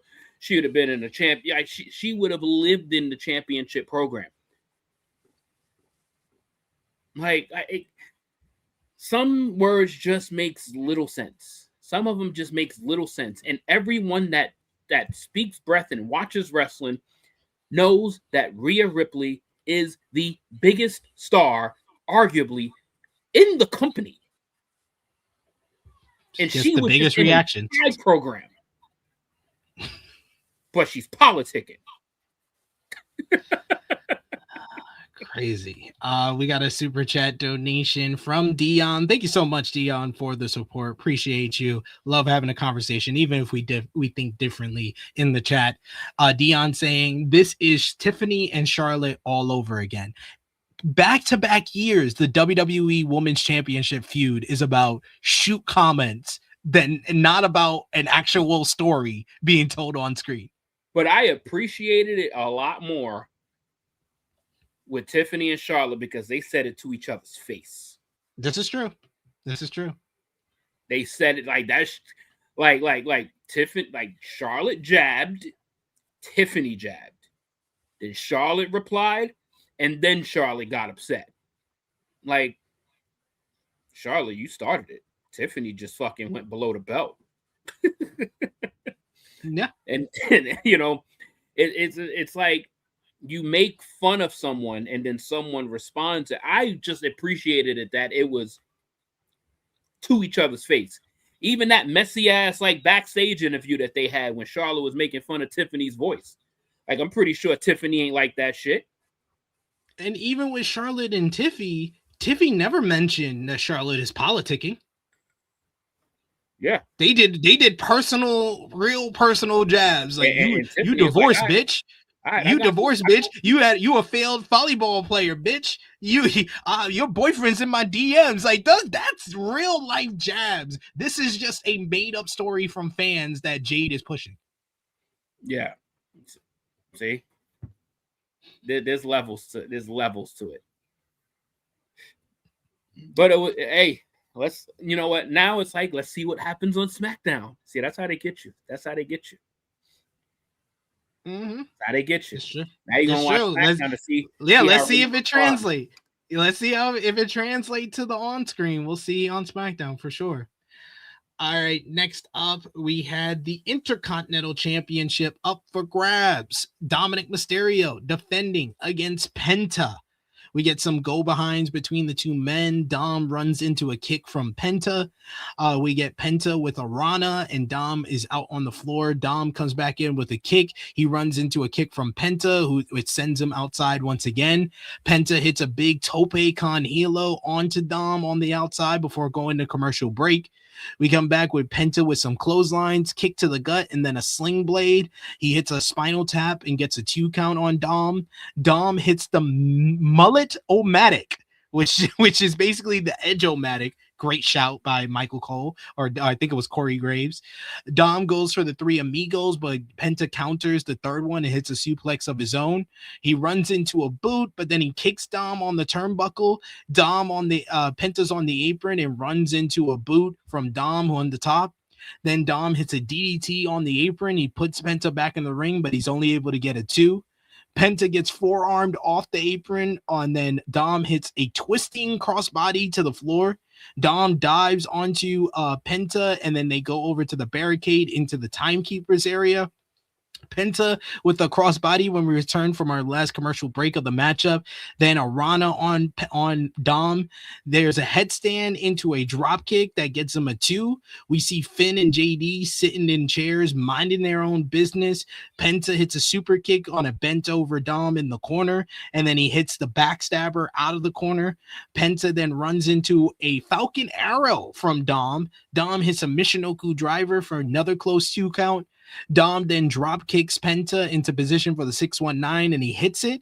Frog Splash gets caught, and he gets him into the sacrifice. He then hits the Penta driver and gets a 2.99. Penta then stomps Dom down in the corner. The referee has to pull him off. Shoulder in the corner from Penta, but then he goes for another one and he runs into the ring post.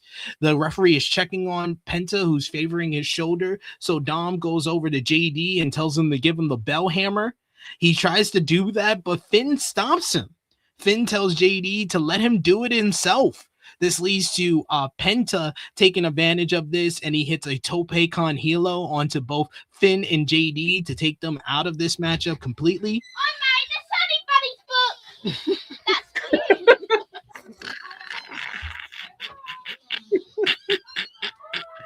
Now we get tope con hilo from him on Finn and JD.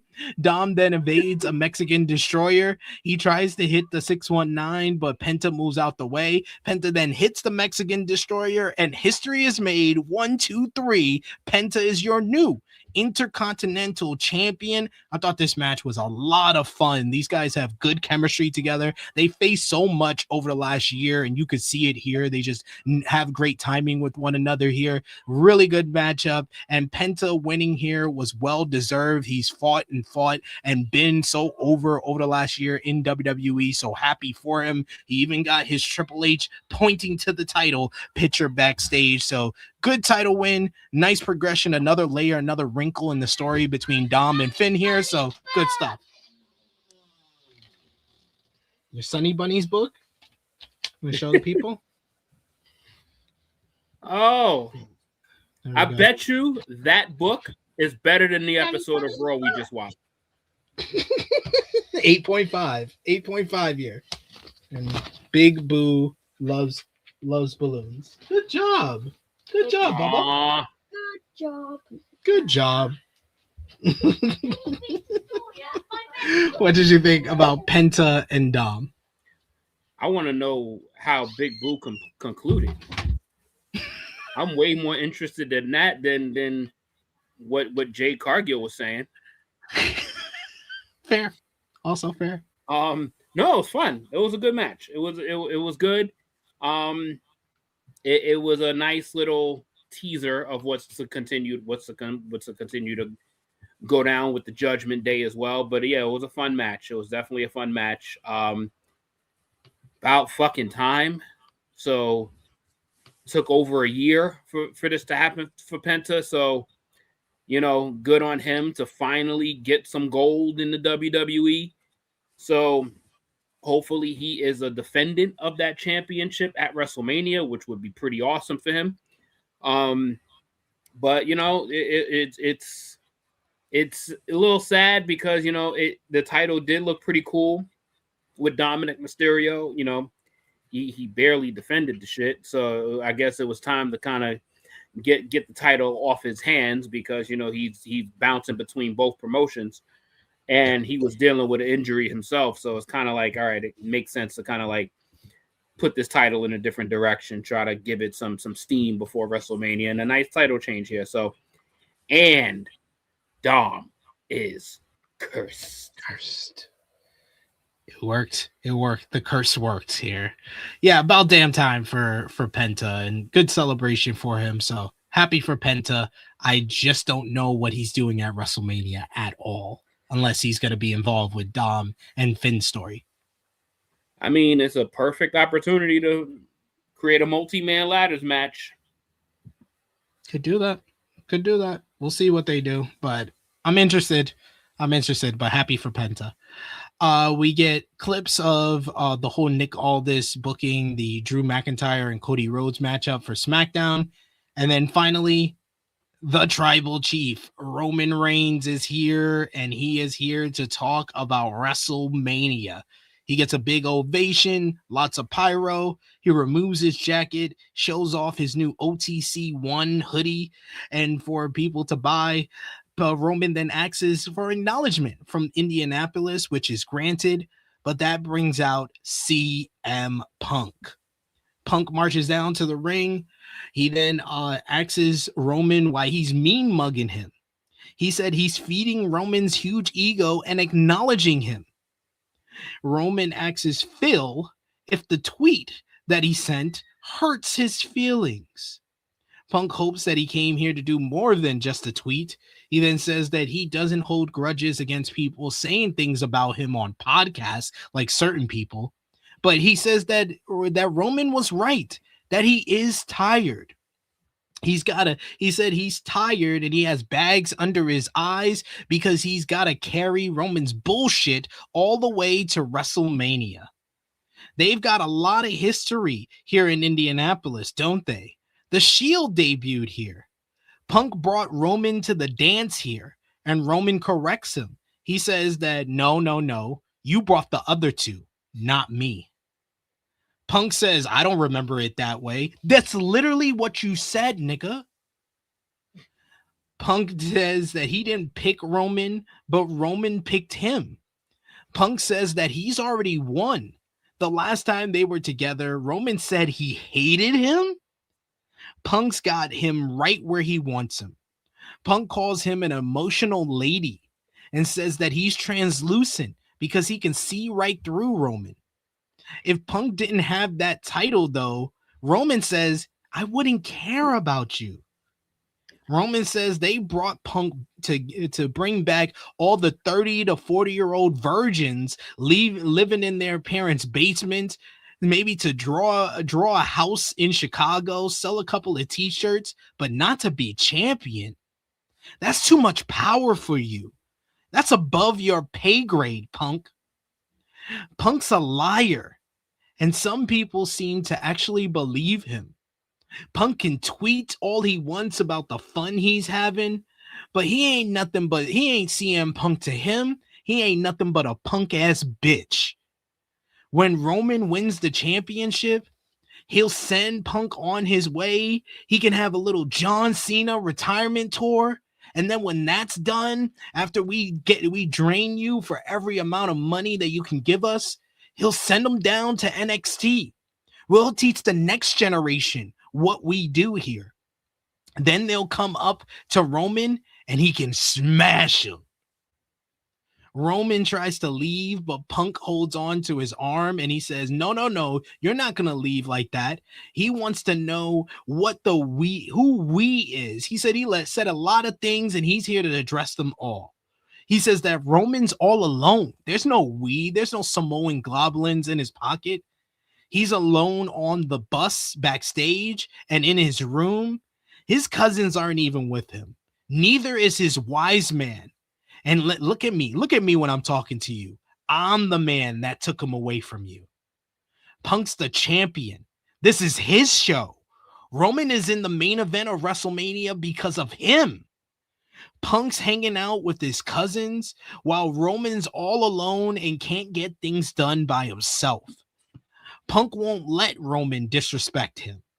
Roman won't retire him. But what Punk's going to do, Punk says, you just made the list. He says, at WrestleMania, I will bury you.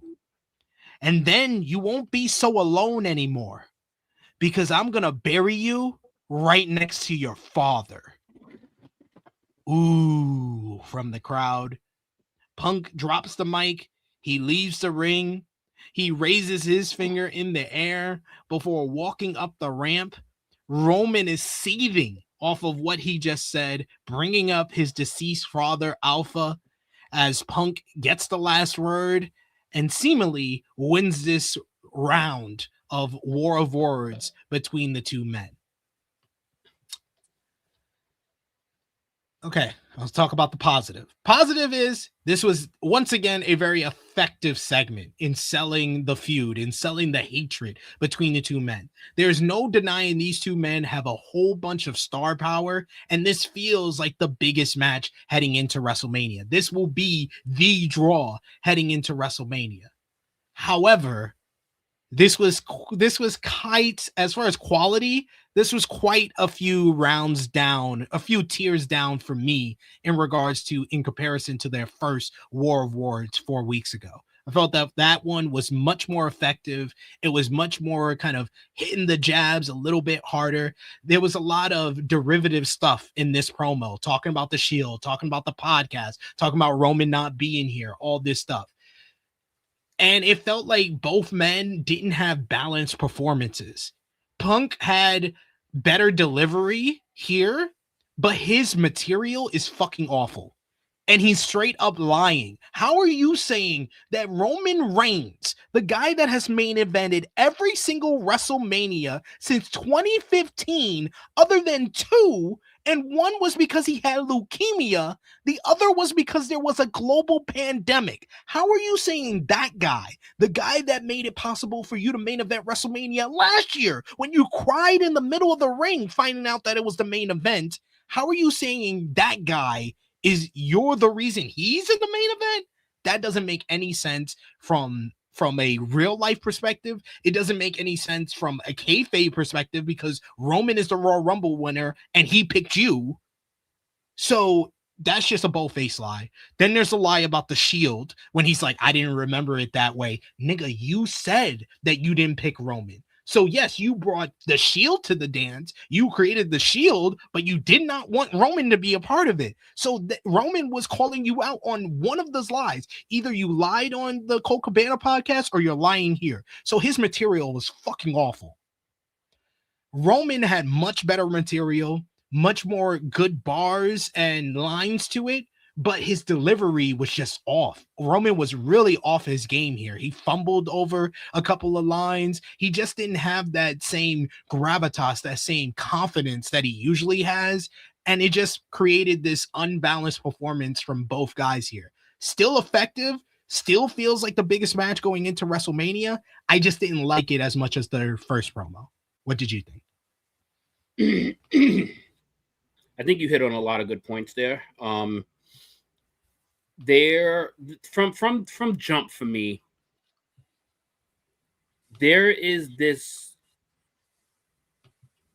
elephant in the room to a degree that when you're not around, the aura is not as strong. So the substance and the dominance that Roman carried for that 21 to 23 time frame, the minute that man grabbed a microphone or he did anything, it was damn near must-see TV. There's something about inconsistency and not being there like on a regular basis that you called out, that you see that there is like a lack of that character, full-blown confidence, knowing that you own the room no matter where you are. It's like almost like he was saying things, convincing himself that he was still a man, but he was still kind of on that precipice that he is that guy. It would have felt a lot stronger if there would have been some like lead into this for me. But them having this exchange a month apart from each other, there is some emptiness in there, which is kind of why it feels like what Roman said was more accurate.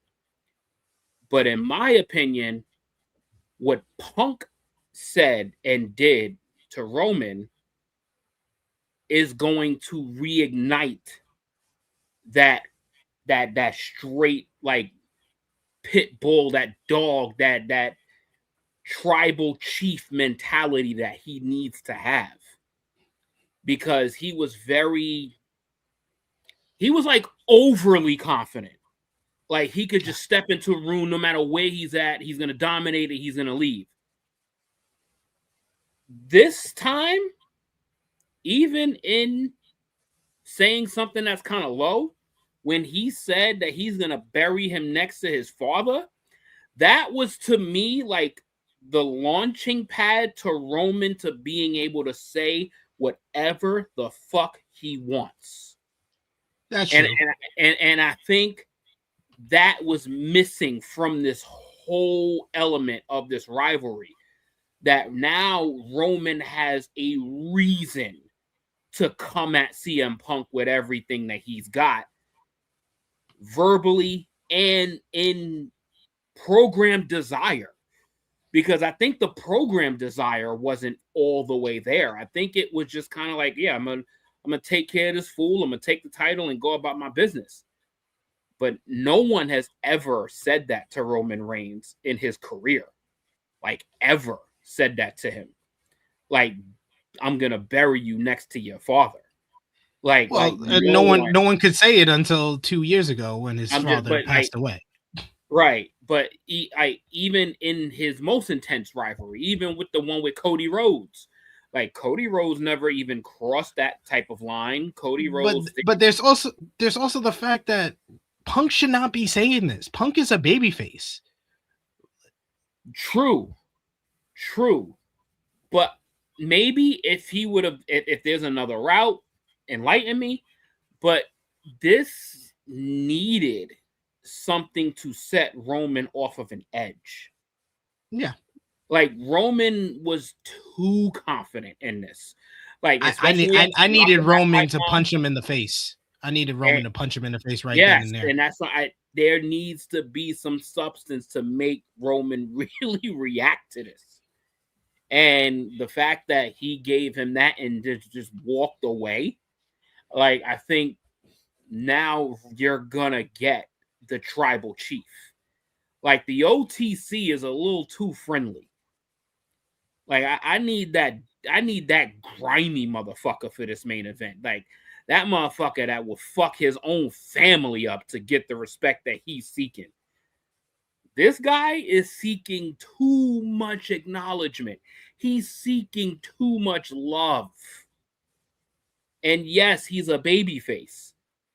But the tribal chief was a monster.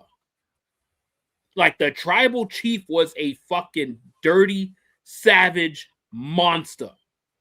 And that's not the guy that was in the ring last night. This guy that was fumbling his words and recatching his sentences and trying to make substance out of shit that he's kind of already said, but throwing the punk ass bitch line in there and all of that good shit. It's a little too good. It's a little too babyface. So if this can turn Roman into a closer version to the monster that I know that he can be, we're going to be in for a ride. Because it's like, nah, you don't need to be having fun with this man that you say you hate. Like, no, fuck. I hated that 30 and 40-year-old virgins line. I was like, were you fucking goofing around with him for? Like you're goofing with him. Like you're playing around with him. Like what are we doing with that? Like you turning this into jokes and stupid shit? Like CM Punk, at least he's trying to make this somewhat like, okay, I'm gonna make this personal now because you keep disrespecting me. And to a degree, that's kind of what it's like. He's looking over CM Punk. And I think that's why CM Punk is saying what he's saying, even though a lot of it is probably untrue. And clearly a lot of it is. A lot of it is bullshit. But in his case, he's being overlooked as champion. He's being overlooked as the guy that he is dancing with in the main event of WrestleMania. Like Roman is essentially looking right past him. And CM Punk is trying to fucking nudge his arm and fucking push him on the shoulder, probably slapping him in the face to get his attention. Like, yeah, there's two of us in this dance, motherfucker. And I like that he went dark because now it's going to pull Roman into the dark.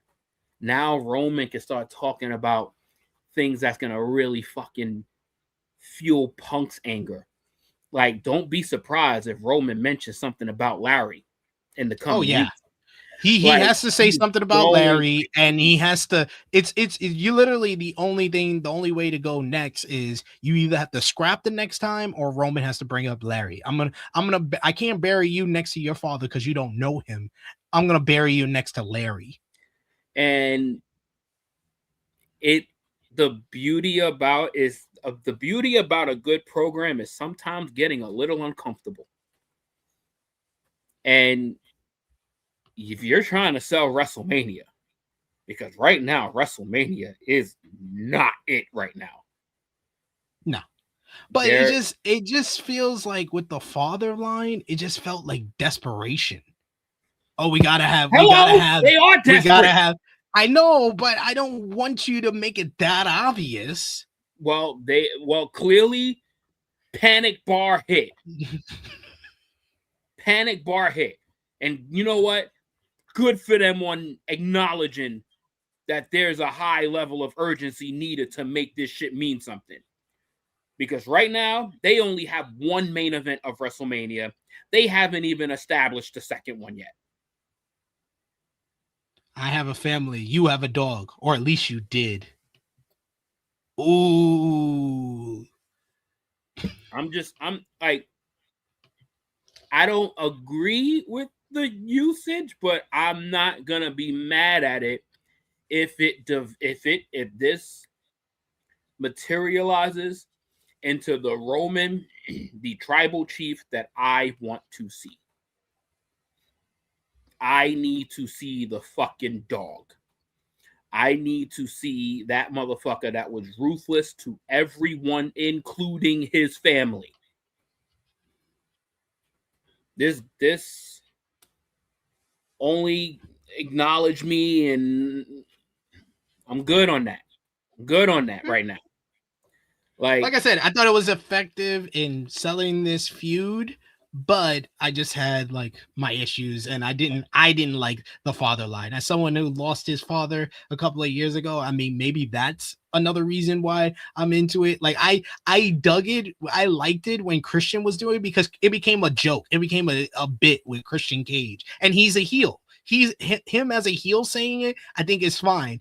When a baby face, when the guy that fans are supposed to be getting behind, you're supposed to choose what side you want to go. It felt like a heel turn. It felt like the AJ Lee line when she said I had a 10-year head start against Becky Lynch. It's like, are you the baby face or are you not?